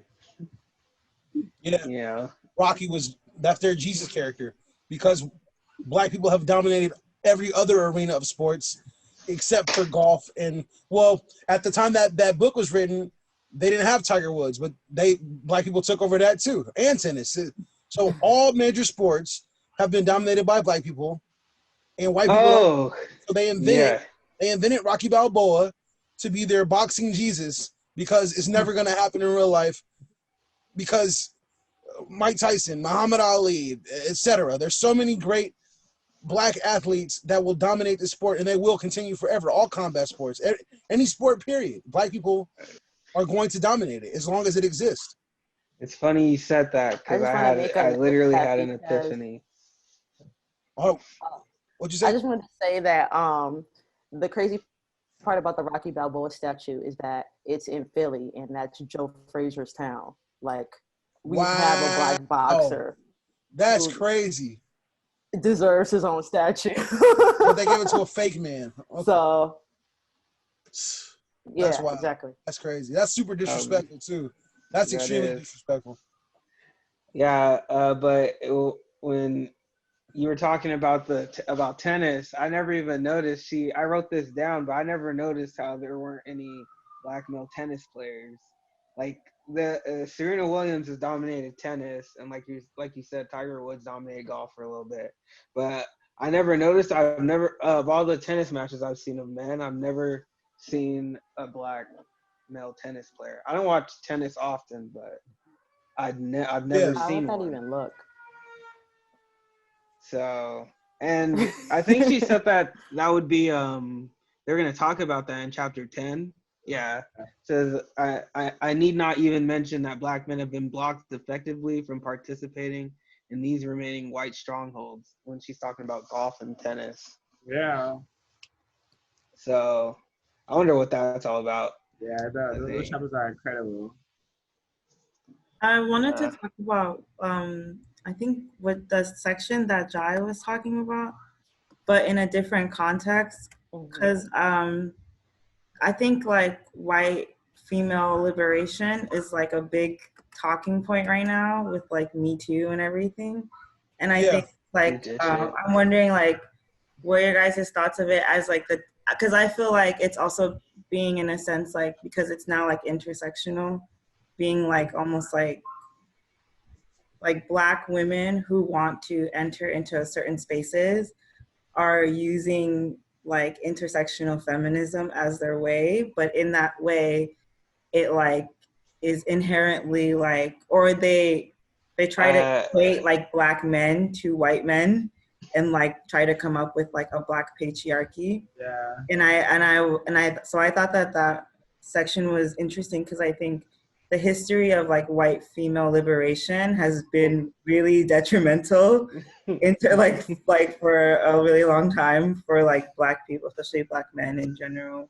Like, I think it's so important that you brought that up, because prior to this book club, this is a huge issue for me. Prior to the book club, even I was like aware that like, you know, all men suck, all men are trash. I was like, yo, like if you guys added like the word white in front of this, it would make more sense. But like, you know, like I'm aware of what's happening, but I assure you these problems can be blamed on white men and white women entirely.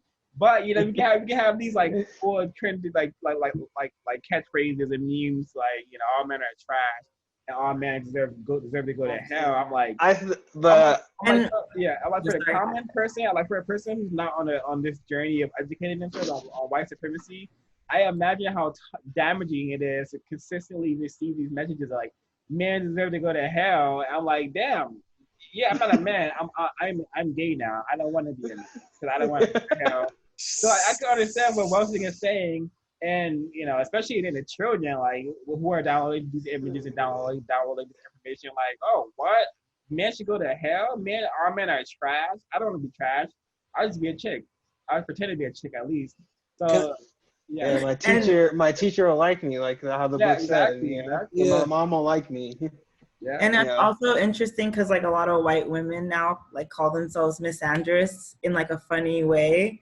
But when you really think about it, like there's a long history of misandry against like Black men. That's the whole point of like lynching, has been like white women like literally like using like gendered violence against like Black men.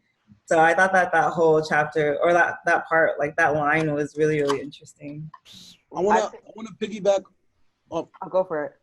I want to piggyback off what Ezekiel was saying, because I wrote that down too on page 88 about, Black boys choosing more effeminate like ways of existing in order to not ruffle any feathers from like the single mother or the woman teacher who might treat them a certain way. And I noted that where I was growing up, I never noticed that before, but I will say that doesn't take away from that. I think that what was written is definitely true. I feel like it's like a chameleon kind of thing. Like you adapt that persona in order to like kind of be invisible, just like in the movie The Spook Who Sat by the Door, the smiling Negro, the Negro that presents the least amount of threat possible is a more widely accepted Black person. And that's then the feminine blackmail now. Talk about on page 89, the way that, like they were talking about, the way that singers and Black entertainers dressed during the 70s and 80s being equal to accepting effeminate qualities is something that I never considered. I just chalked it up to being the fashion sense of the time. And I don't know, I never gave that any thought or consideration. I thought that might have been like some sort of statement about like gender fluidity or something like that, because those guys used to wear, pretty crazy clothes like Rick James and these big, huge platform boots and the Bootsy Collins, kind of era situation. But I never thought about that being like being effeminate. I just thought I don't know. I guess I never really thought about it critically at any point. So I don't. What do you guys think about that? What do you guys think? I mean, I feel the same way about how you feel, because I don't know if you guys are familiar with Young Thug, but when he dropped that album, I think it was called Jeffrey. He was in the dress on the cover. I don't know if you guys saw that. I remember that. That was a dope dress, by the way. Yeah. But at the time, you're just talking off like, it's like, I think they were saying it's like homage to Japanese fashion or something like that, right? Which would have made sense, but the album was not about that in any way, shape, or form. So no, not at all. But it's really just a picture of a Black male in a dress, on an album cover. I mean, is it that simple, or? Well, I feel like if we want to go there, I feel like, okay, dresses didn't start off on women. So we can start from there. Like, and I feel like Young Thug is a really provocative artist. Like, I agree. He might be definitely in the closet, because I remember when what's his face came out the closet with the guy who sings Old Road, the Old Country Road. Lil Nas X. Lil Nas, yeah. He put out a article talking about that Lil Nas X was stupid. Yeah, he was like, now all people are gonna attribute to your music is that you're making gay music. If you never came out the closet, people will actually treat your music with respect. And I was just like, so you just told on yourself. I never read that article, but that's it's on Double XL. That's very odd. But I think that when you think about the kind of stuff that she's saying, and like with her unified theory, with, for example, like Prince and Rick James, they're living in a repressed state. We're living in an oppressed state. And I think we are taking for granted what necessity looks like in real time. Like, they were being provocative. They had to be effeminate, and they showed up in white-owned spaces to be that way. That was the only way they can come, because there were only few Black masculine people. We can name them on our hand, like the dude from the A-Team, Mr. T. But even so, it's just like we could only name a few big Black masculine people, and that um, the whole effeminate thing, about the existence of being like a fluid person. I honestly, personally believe that because I see in reality that people have the ability to be fluid. Like you see people, I don't know, I grew up, not that far from Swallow or whatever, but like you see boys who are raised by their grandmas, right? And in my house, you're just like, oh, we already know where that's gonna go. like this dude is probably gonna come out the closet like not that far along from now. Dang. Like I know Yeah, a lot of yeah, dudes yeah, raised by yeah. exactly, but I just feel like the change Yeah. the fluid. It necessitates certain things. And so while some people like Prince or some people like Young Thug are saying, this is my act of liberation, this is my freedom, I'm being true to myself, I think it negates the necessity or what created the environment to make them act that way. Yeah, I can assure you, Young Thug is not thinking about white supremacy because he's making music that's genocidal for our people. So Right. totally right. He's not. Most celebrities aren't thinking about this subject, therefore, it should not be celebrated. I don't think that any. Well, that kind of goes back to a conversation we had a lot earlier, like in this book club, about like how we shouldn't. I'm not like saying that we should look at celebrities for guidance, but I'm just, I just thought that because it was written in the book, that's why it came to my mind. I wasn't like, looking for like celebrity validation, like, regarding like Black issues, I guess. Yeah. And another why did interesting we point bring that that one up?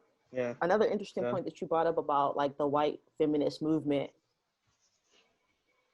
and also like the Black feminist movement. Because I'm not gonna lie,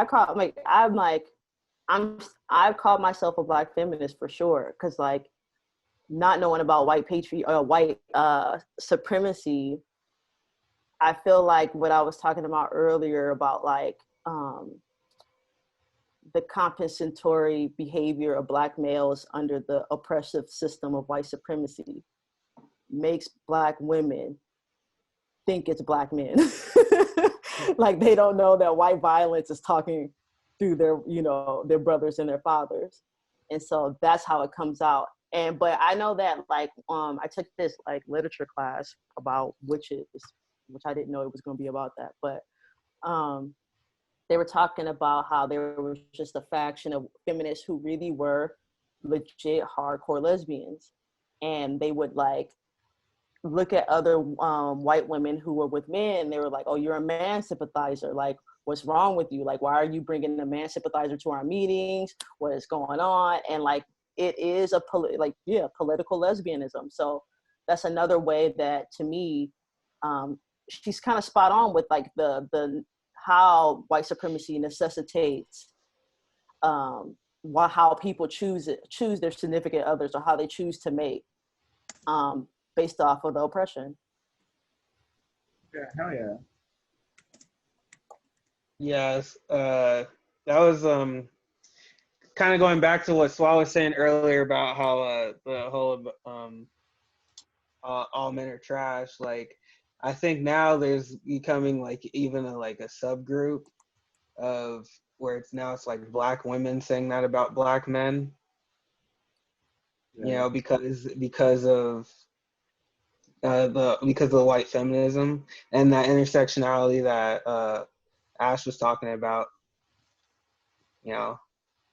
So I think that's definitely becoming a growing group, and it's definitely becoming that for me is like a huge issue, and I think that's something that needs to be addressed quickly. Let me read this from page 89. One ex-prisoner patient told me, it's easier to endure the life on the inside than to put up with the pressures of being a man, a husband, and a father in the street, end quote. The intent of racist programming had been achieved. Give up on being a Black man. Why not be a woman? Many Black males have answered unconsciously. Why not? Explanation points. And I think this is an accurate statement. I think that especially if trauma travels through the mind from to the womb to the gestating womb, and a baby is subconsciously downloading their experiences of being like lynched, or the awareness that people in their family were lynched and castrated. Subconsciously, that baby can be like, all right, I'm not, I'm gonna come out, I'm gonna choose the, whatever, I'm gonna do whatever is gonna prevent happening to me. And sometimes that output means being gay, or being lesbian. Could be wrong, but Yeah, I mean, if you take it like what Neely Fuller talks about, in that we're all like prisoners of war, yeah, even and in like, Rome, you know, yeah. that people within prison like do things that are specific to their experiences in prison, like become gay in prison because of whatever circumstances they are around. Sorry, hold on. I'm not. It's Pokemon. It's Pokemon. Stop. You acting different on the I'm chat. watching my show. Stop. That was great. That is great. This is still Hang on, being let me recorded for bring T-Martha YouTube like and that. everything. This is awesome. It was literally an episode of Pokemon. I swear.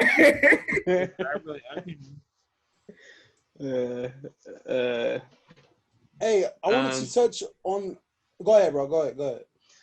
I think, but I think this kind of goes to my earlier claim about homosexuality, and it's just like as this, I feel like as this chapter gets deeper, it just kind of keeps on showing me how they're using homosexuality, to prevent us from attacking white supremacy. Because now it's like it. Like you have the white feminism, and then and then when black women are practicing, it's called black feminism, and then you have women that are only kind of advocating for women's rights and not necessarily all of the betterment of black people. And I feel like that is kind of what happens when you're also bringing homosexuality into it, especially today, is that it starts turning into only into rights for homosexuals instead of the betterment of all black people. If that makes sense. I don't know how you guys feel about that. I feel like it's not. I feel like the cause of that is not homosexuality. I feel like the cause of that is like desirability politics, and like the politics around like black men and white women's relationships, and black women feeling a sense of being thrown away, and projecting a lot of their feelings of feeling abandoned onto black men as like their oppressors. A lot of it is like when people talk about colorism and a lot of that stuff, a lot of it is about desirability, who's wanted, who's seen, who's sexually desired. Yeah. I think it's less to do. I think that's a significant part of it. As someone who also called themselves like a black feminist, like not I'm not trying to attack everybody and anybody in this chat, but no one. I don't feel attacked. I mean, like awesome. I'm more kidding, like the root cause. But wait, what you were saying was I can see how you say. Oh, okay. Wait, let me finish real quick. Well, you were saying earlier. I was gonna say I can't see how you say. Go ahead.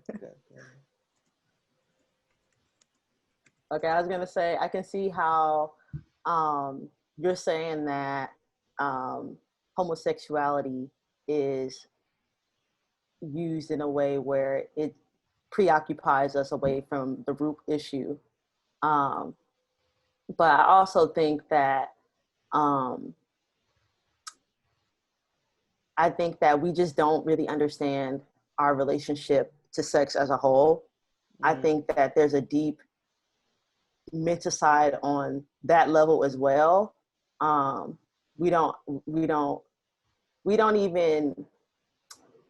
still at the point in the Christian society where people feel ashamed to talk about sex. They feel we do back alley abortions. Because for all we know, homosexuality could just be, on a societal level, population regulation. That could be the first type of, anti pregnancy type situation. We don't know. Mm-hmm. So I think that it still is just like, because we don't really know our relationship to it. I don't think it really distracts as much as we think it does. I think that there, to me, okay, if I'm going to be 100%, I think that there seems to be a considerable amount of preoccupation with Black men about homosexuality. You know, what do you mean? Can you elaborate on that? What do you mean by that exactly? I know she's I talking think about that so there's like a homophobia. It's literally just homophobia. It's like because we're all in this oppressed situation, and Black men want to look for outlets to be able to be themselves. They want to just be themselves where they are. And when they see homosexuals, whether they're flamboyant or they're not, and they're not being heterosexual, or they're not being what they think is masculine, it really just like makes them feel like, the world is encroaching in on their identity. I wanted to say that no, go ahead. Sorry, I put that in the that's what I put in the chat to a degree. I don't know if you guys got a chance to see that, but I was talking about how like people feel like Black men are like the cause for them being ostracized. Like I know what you're talking about. Like Black homophobia is very serious. It's very real. Like when I was growing up, people made fun of gay people or for whatever reason. But in reality, I feel like people don't understand that kind of behavior that makes gay people feel ostracized from like other Black people is a result of white supremacy. Because in white supremacy culture, they ostracize people that are different from them, like constantly. So that behavior is manifested in that way. And I'm not saying that it's okay to to ostracize gay people or something, because that shit is not cool at all. It's really lame. But that kind of behavior is learned behavior. Like just another good example of that for me. One of my favorite rappers, Lupe Fiasco, he was talking about like how something along the lines of like Breaking Bad, learned that from the TV. Like all the things that like people do are things that are taught to them. You know what I'm saying? Like those things are not things that people just do on a whim. People hate other people because other people hate them. And like you were talking about, like people I think behaving effeminate or like gay. I don't know if I don't want to say they're the same, but like people behaving in ways that are less crucial against white supremacy, they're more easily accepted. So you're right. A heterosexual Black man will look at that like, well, how come they get to get treated better than I do? Like, and I'm not doing anything like, different from them. Why do they get to have that acceptance and I don't get to have that acceptance? Like, and that creates a division, which is a tactic of white supremacy again. So that shit, it works on itself. This is a really incredible point, Jai. Mm-hmm. Yeah. I was gonna say. Oh, you can go. It's okay. I'm not talking too much. No, you're good. You're good. Please go. I was gonna say that I think what you're saying is like spot on. I think honestly, when it comes to talking about homophobia in the Black community, when like I'm sorry that I keep using like celebrity examples, but like really, for example with Kevin Hart, right? With Kevin Hart, and his homophobic tweet, and he lost his little Oscar job or whatever.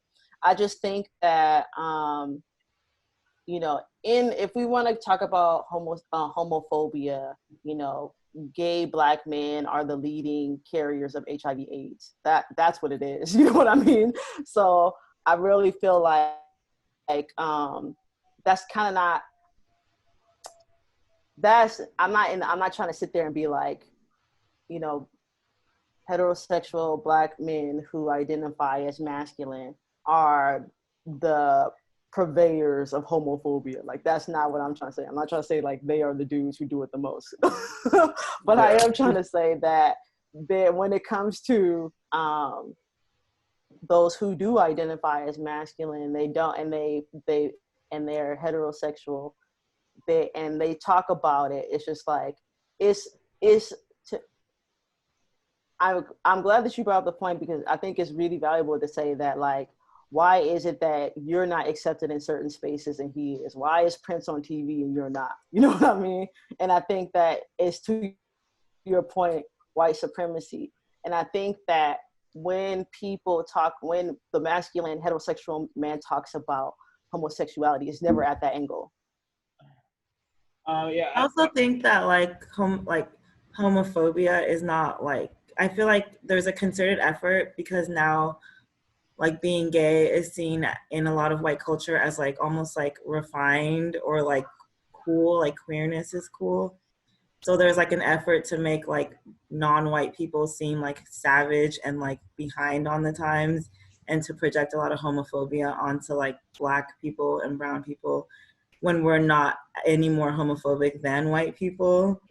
And like we don't even have like the power to really like, you know, like how Zakia was saying about like, you know, homophobia is like the amount of people who have like AIDS are like Black men. Like those are institutional things that are producing these like society that we live in, which like a lot of Black people don't have the power to even control. Yeah. I just think it's important to like, because if being gay was no longer seen in the white supremacist mind as like refined in certain spaces, then it would be like going back to this idea of the feminine Black man. Like it goes back and forth to whatever the white supremacist wants, like, and whatever they feel fit at the moment.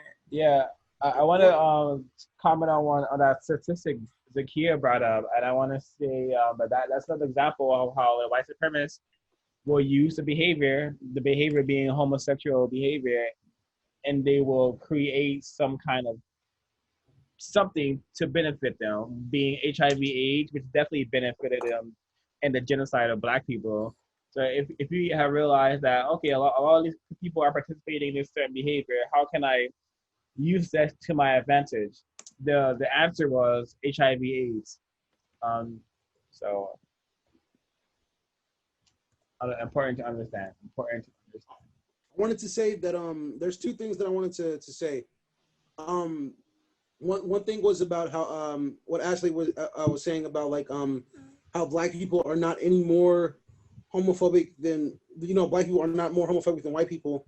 It's just that white people will control the narrative. And I don't know if you remember earlier in the text, I can't remember the page number, but the American Psychiatric, you know, whatever, the American Psychiatric, you know, Association, I guess, they took homosexuality out of the category of mental disorder when more white men identified as homosexual. Now, if white people can't control the narrative to make it appear that Black people are more homophobic, then they could go ahead and just change the laws on a whim to make homosexuality a mental disorder again. If homosexuality cannot be used as a tool, they could demonize it again. And that's something I feel like is very important. And I also wanted to touch on the point. Go ahead. Hold on real quick, I'm sorry. But before we continue, I want to touch on Zakia's point too.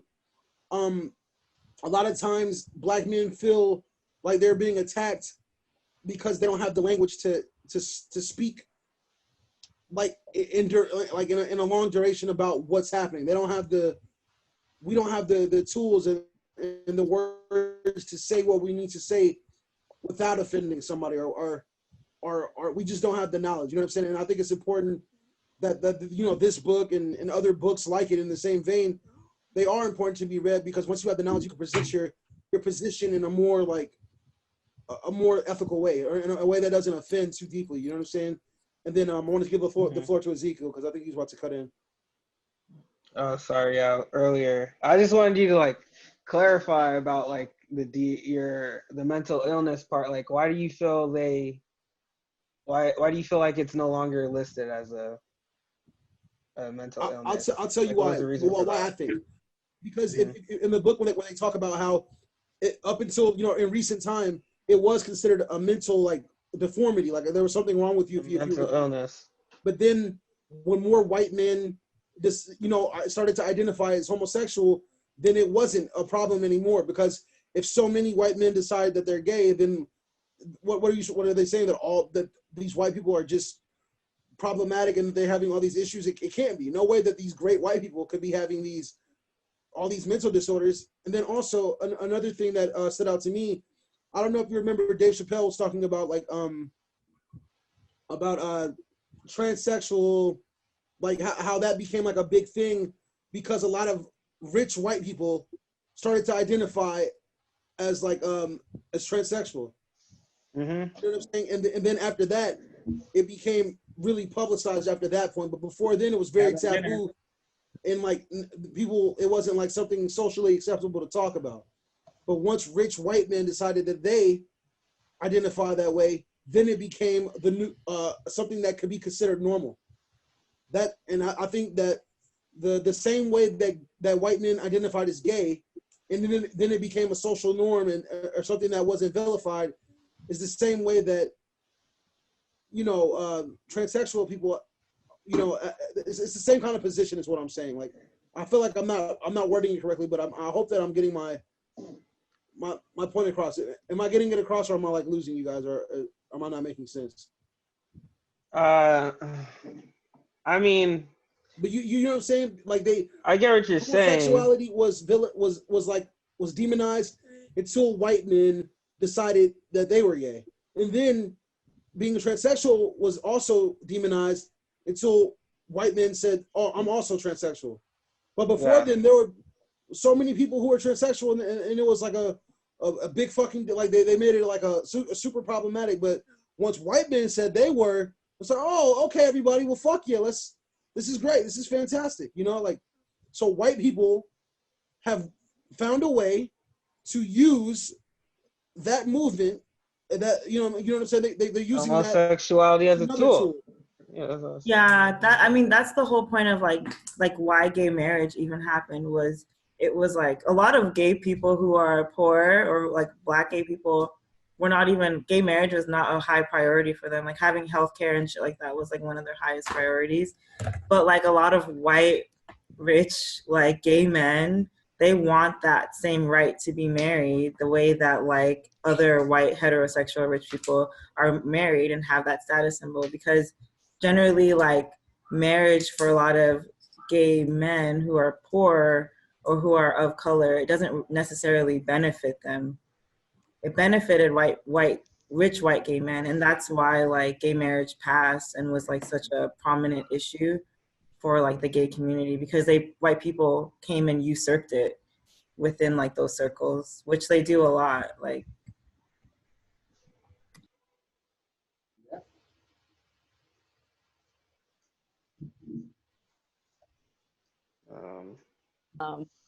I was listening to something, I don't remember, this guy wrote a book and he said like this great statement that just stuck with me.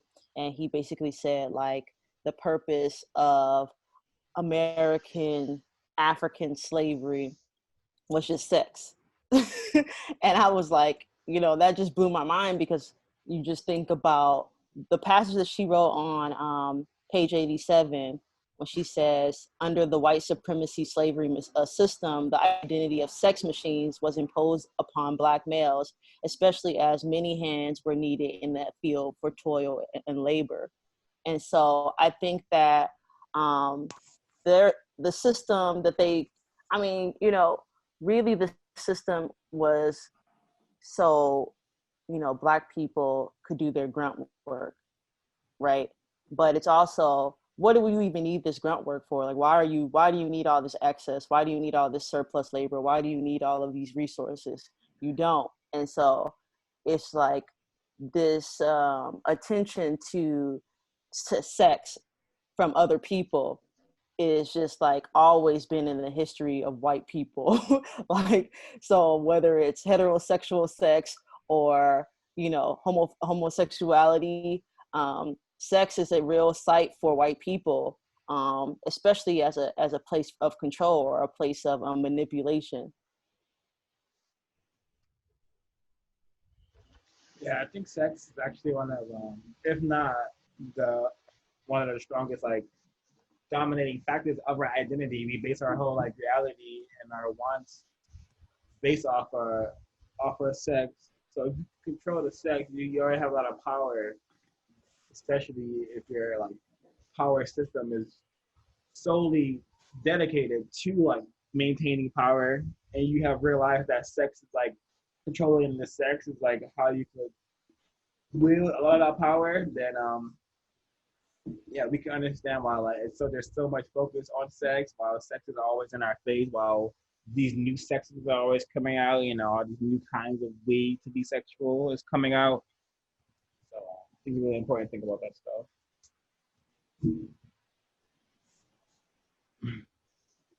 And understand it. Yeah. Well, I have to run. I gotta get out of here. Gotta do some work. But it was great talking to you guys. Appreciate you. There's a guy. Take care. It was population zero, or that phrase. What was that? I tried Googling it, but I couldn't find it. I don't know what that means. I think it was back in the day, it was about having a zero population growth, so having equal deaths to equal births, so that the population doesn't go past whatever it was at that time. Cause she was mentioning it, but like, how did that tie into it? That's all I'm asking. I think it's about controlling birth rates, like controlling who gives birth and what race gives birth. Oh, I see. I think I can't remember what passage. Do you know what page it's on? I'm gonna read this real quick. The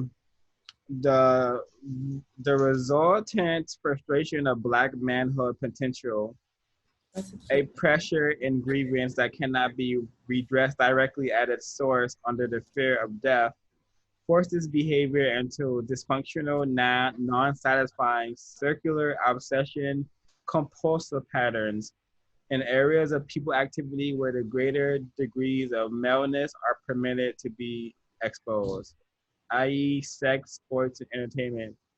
So with this quote from the text, we can understand the reasoning behind so many Black people just in front of a TV screen watching people like tackle each other with a ball, get up, run, tackle each other with a ball, get up, run, hit each other again with the ball. It's like people spend the majority of their time consuming this sort of entertainment. And if you understand white supremacy, they can understand this is like one of the few outlets that they have to exert whatever manhood they want to call that. So, so you get understanding this? Yeah. It's like a very important tool to control how people see Black men and to see them in like hyper-masculine spaces. Yeah, Zakia, I mean, before she left, she was making what she was saying about like Black men and, you know, homophobia.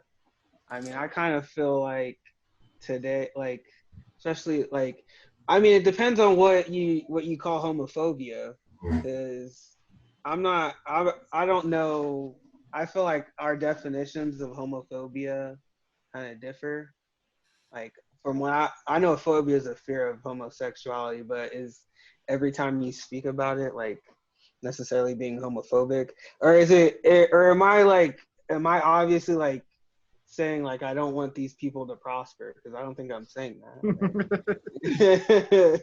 No, you know, so I feel like, you know, I'm just kind of talking about how I feel homophobia and the role it's playing in white supremacy. I'm not saying she was like personally attacking me or anything, but I just feel like I encounter this issue a lot, especially when Black men want to speak about it, is when you're speaking about it in a constructive way, it gets labeled as homophobia.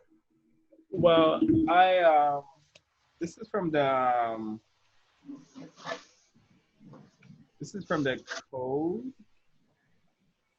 And crap, let me and if you want, these are some questions like you can ask people if like you feel like that, like let me find it real quick. Do you think, Well, yeah, Yeah.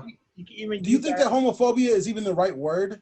You know what I'm saying? I don't think it is. Literally thinking that yesterday, how it's like the worst word to use. Like, Yeah, because a phobia is like an extreme fear. Like, and I just, yeah.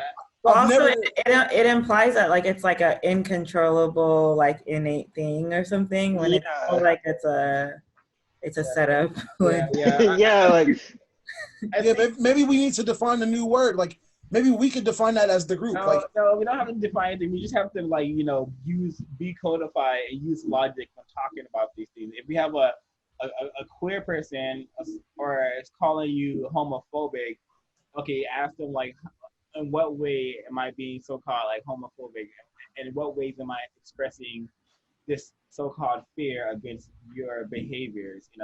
I like that because it helps you. It's like assuming responsibility so that you can better yourself. Yeah. As far as like the talking points are concerned. And I doubt you'll even get an answer out of that question, but or a constructive one. Like I feel a lot of times it turns into like they just don't like what you're saying. Yeah. Like I mean I didn't I don't know if I should use our group members. But when we were talking the other day and Matt was talking about it and how it kind of like offended him, and he said he was queer, but it was like I don't think it was homophobic at all, like what she was saying. But he said he Googled the book and homophobia, but I don't think what she was saying was homophobic at all. I think, and that's another thing, that's another term. I want to say something about that. Hey, stop one mic. Yeah, Okay, yeah, but that's another thing about my earlier statement about homosexuality is now you got that whole homophobia issue, and now it's like you can't talk about it without it being an issue, I guess. Because when you're talking about white supremacy and black people, they're affected by homosexuality. So I think you need to definitely have a constructive conversation about how you deal with that. I agree wholeheartedly. I really wish that Matt could be here today. I was hoping too. Sorry to cut you off. Sorry. I was just saying I wish that Matt could be here today to be a part of this discussion, because Matt hit me up on Saturday or Sunday. I think it was Sunday. He had already finished both chapters, and he was trying to pick my brain about how I felt about it. And I told him I hadn't read it at the time, but I think that his perspective is valuable because his perspective was almost exactly the same as my perspective when I read those chapters. I felt, I don't want to say that the book was being homophobic, but I felt like it was being very insensitive. But we already, discussed like the nuance of what the text is trying to say. But without that nuance, without the concepts being expanded upon, it could be too strong to the point where the message cannot be received. You know what I'm saying? And people need to feel like they can also engage in the text without feeling like they're being attacked. So when Matt was talking about, how he Googled the book plus homophobia, I mean, that was like a natural response because, of course, somebody was probably reading this text and got to that point and was like, well, this is not for me. This book is like, it can't like be helpful for me because like that I'm being described as like X, Y, and Z. But the book is for all non-white people to be notified of, specifically black, obviously, but all non-white people need to be familiar with this text and Yurugu and the counter-racist logic, all those things. Everybody needs to be a part of this, and people need to feel like they can be, like it's not some exclusive club that they cannot get into. You know what I'm saying? And that's all I wanted to. I wanted to say that like people are also like coming from it they're coming from it because under white supremacy, the implications of what she's saying for them brings in fear, because when you imply that being gay or having sex with another man is like a choice or or like something that can be changed, that's when you get into all of those like gay re-education camps and like all of that stuff that white people do to their kids, where they like beat the gay out of them and all of that stuff. And I think that that's where a lot of the homophobia remarks come from, is that fear that when you say these things, that's the natural conclusion. But it's important to understand that this text is not for like white supremacists and white people to be reading. Like, it's for non-white people, and it's for non-white people to figure out how people change under white supremacy. And it's not to say that because they change that way that we have to put them in a re-education camp or some shit like that. Yeah. And I think that that's where people are getting their "it's homophobic" from. Because I personally think that you can be gay in multiple ways. Like, it could be a cultural thing, it can be born, etc. But you know, Yeah, that's why it's important to. I think you have to utilize just, if gay people are able to access spaces that a lot of other people can't, that's a great example of how gay people can be, beneficial to this movement of counter racism. They're able to infiltrate and gather information or whatnot. So if we're gonna like lead all people in our movement, and no people should be discarded because of their so-called sexual orientation, which back in our like pre-white supremacist culture society, we weren't concerned about that. We were concerned about existing with nature and just being peaceful and respecting ourselves. Yeah, like if you're like race first, then I don't think it really like, if your focus is on like liberating Black people and like liberating non-white people first, then I don't really think there's an issue. And Ezekiel, I also wanted to say that me and Swan Ash, we were talking about this last night before regarding in anticipation for the book club, and we all kind of unanimously agreed that like it's important to read, well, let's say anything, but like specifically things like this, to read them with a group, so that we can expand upon like the knowledge within the book. Because let's just say, for example, Matt didn't have this group to read the book with. It would just be him going, well, fuck, like this book hates gay people and all this other shit. Like this is not, like the nuance presented in the subject matter cannot be given to him without a group focus. You know what I'm saying? Like individually, I'm not saying that as an individual you can't come to your own conclusions, but at the same time, having people who are also interested in trying to break down these barriers that exist because of white supremacy, having people like that read this book with you, you get a whole bunch of different perspectives. Like you put a whole bunch of perspectives on my mind that I wasn't even thinking about. I was like, damn, like that's, like that's a very good point. You know what I'm saying? Like all these different vantage points help you create a more broad picture than something that's so narrow. Like how sometimes the book feels kind of narrow, but then when we have these conversations, it widens, it expands, and I'm able to comprehend the information more clearly. Like So I want to read this part from the book because she uses it as a one solution for anti-sexual behavior, but I want to say this is a solution for like a lot of Black people who are stuck in a traumatized state of escapism and not wanting to talk about, focus on, and deal with racism and white supremacy. There is only one solution that Black males There's only one solution that Black males collectively face the horrendous presence of white males and conquer the accompanying fear engendered by this act. After the white man is faced, he must be resisted steadfastly and fought if he continues to wage war on Black people, as he has demonstrated historically that he intends to do so, as it is Black males and not females who must do the fighting. So really important to understand that, whether your gender, sex, period, we all have to like understand that we are like at war and we have to be war ready, able to fight. And you don't send like sick people out off the war. You don't send wounded soldiers off the war. due to our mental side and due to like white supremacy, most of us are like wounded mentally. We're not fit for battle. This is why we're more like detrimental to the movement than beneficial. So what I'm trying to get at is that we have to like gather this knowledge, understand the system we're dealing with before we're able to like combat it.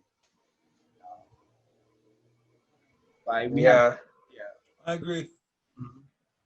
Totally. Yeah, and basically that barrier we've pretty much been talking about homophobia is just kind of preventing people. That's one of the things, preventing people from kind of seeking that information. Because one thing that I've been noticing a lot is like just those kind of issues are always coming up, especially when there are, especially with the Black people that are speaking about these things, is you always hear someone say, "Oh, well, they're saying something. It was homophobic what they were saying." Like I think of like Dr. Umar a lot, Umar Johnson. I like listening to that guy. I don't know about if you guys know Dr. Umar. Yeah, I like listening to that Chip guy. is activated. I feel like this book should like now that anytime ever be being used by these so-called Black leaders to contextualize what's going on. But like just by you saying that is like a good example of how like this so-called homophobia is a great diffuser. It's a great distraction. It will really take the focus off the issue. Even Dr. Umar supposed to be talking about race and white supremacy. Why is he talking about like the homophobia from Dr. Cress Welsing? What? Like this book is full of knowledge, and you're gonna disregard all of it because of so-called perceived homophobia? Yeah, not to also talk about celebrities again, but yeah, I put it in the chat. They did the same thing with Nipsey Hussle, where it was like, because he talked about how TV shows only want to show Black men that are either like gangsters or effeminate, and then everyone started calling him homophobic. And then when he died, like Black gay people were like, well, I don't give a fuck because he was a homophobe. And now this whole thing spreads where he's like this raging homophobe because of one thing he said, but like when there's no actual, like nothing that he said was homophobic. I just learned about this today. That's called super niggerism. It's when like a Black figure, like a Black it sounds like super cooning. He's a super nigger. Hold on, I want to hear it. Yeah, please. Like after a Black person is dead. This is coined by Amos N. Wilson. It's basically like after a Black person dies, like they are perceived. If one bad thing is found out about them, it's perceived that like nothing that they did was good, or you can take no positivities from like their life or whatever.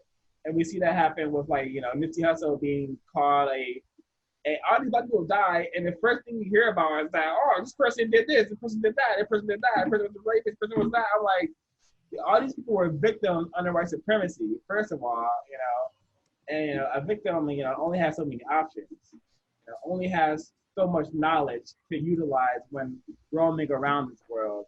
So if you should be blaming any person about what they've done, it should be the people who trained this person to behave this way, which is the white supremacists. Not to dissolve everyone of accountability, but like you should blame who should be blamed, which is like the white supremacists. And there's this superhumanism that happens to like our so-called heroes when they die are just like,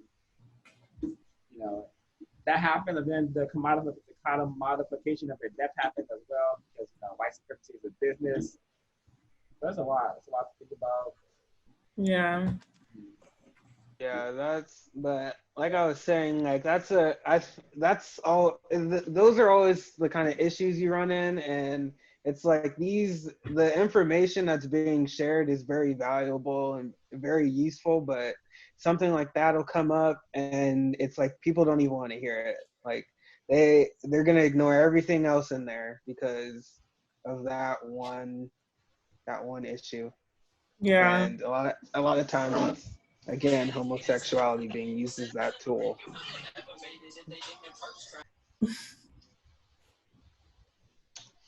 Yep. Yeah.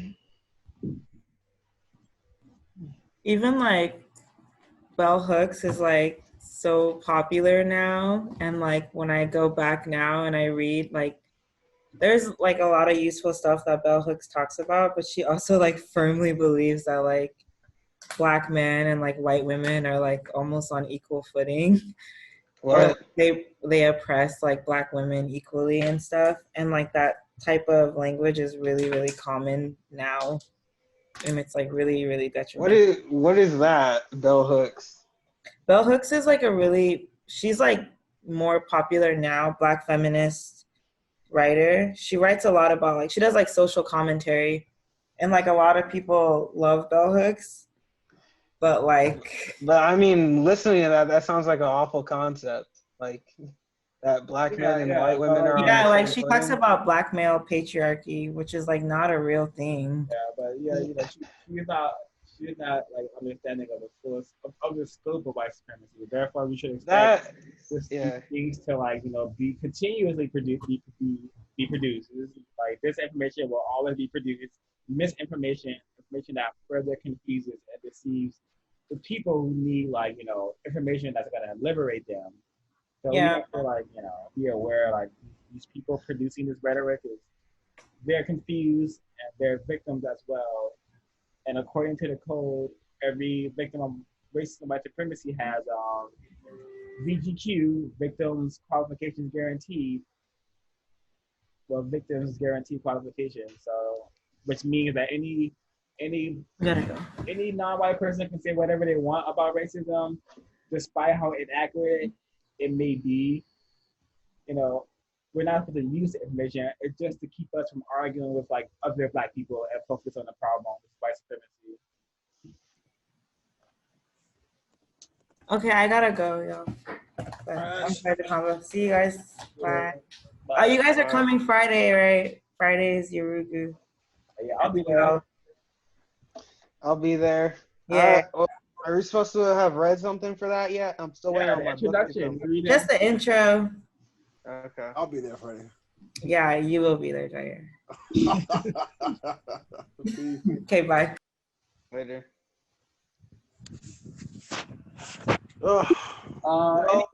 Any closing thoughts, y'all? Because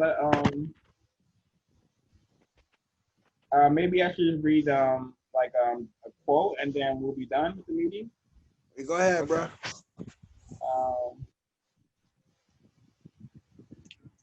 Okay, well, yeah, I'm gonna read this.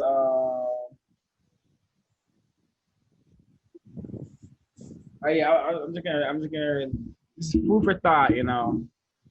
Black male homosexuality and bisexuality are only the long run byproducts of males submitting in fear to other males in the social arena. They fail to resist because death is the result of resistance. The large number of Black male homosexuals and bisexuals report that they had and have little or no respect for their fathers might had completely different life histories had they grown up with the knowledge that their fathers died while in defense of their manhood when it was attacked and challenged by their oppressor. This is especially true if their mothers also admired and respected their fathers' manhoods.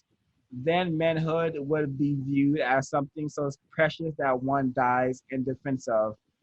This is quite a different input into the child's brain computer than he was a no good trifling lazy nigger and he should never want to be like him. So yeah, I had that quoted too. That's very powerful, bro. That's extremely powerful. Yeah. That's your entire perception of, bro. And you know what's crazy about that? Your entire perception of like being a Black man changes because you're a Black young boy hearing all these terrible things about your father. You feel me? Like, and then you like I feel like you grow up, or like the way I grew up was kind of like trying to escape that shadow. Like I never want to be that guy, man. You feel me? Like to put all that toxicity on a kid. You feel me? Like that's super weird. Well, like for me, I just never cared to participate in whatever the so-called manhood was because I wasn't about I didn't want to kill anybody. I didn't want to have to get like buff and tough to be like so-called man. But like that's not what manhood is. Just the concept of white supremacy has has like eroded and like fucking mutated manhood to the extent where like it's solely about protecting like the other people of your race and your family. But white supremacy has made manhood being like buff and tough and like shooting people, killing people, and all the other nonsense. Where, huh? Oh yeah. So that's a lot of things I wanted to talk about. I wanted to apologize for over speaking. My bad, y'all. I'm gonna have that under control next meeting. I promise. Scouts honor. You're all good, man. I apologize, man. No, you're fine. I did a little bit myself too. Yeah. I guess what I would like to say is, going on my earliest comment about the last chapter, I still am not entirely convinced. So I'm still not entirely convinced about homosexuality. Like for me, it's still a topic I feel there needs to be more elaborating done on. Yeah, I agree. I would love to see some like ancient historical facts regarding the behavior. Until then, I think today. I think, but I that's think for another time. Yeah, but like also like besides the case, we have like evidence that homosexuality is being used against us. We see it in Hollywood. We see it in a lot of places. So we don't need any like I would say new information. I would say we just have to utilize this information that we have effectively. Homophobia is also being used against us. Yeah. I think it's about rejecting both. Yeah, we have and finding a new way. Definitely. I'll see y'all next week. Wait, what time on Wednesday? What time on Wednesday next week? On Friday it's 8 p.m. PST.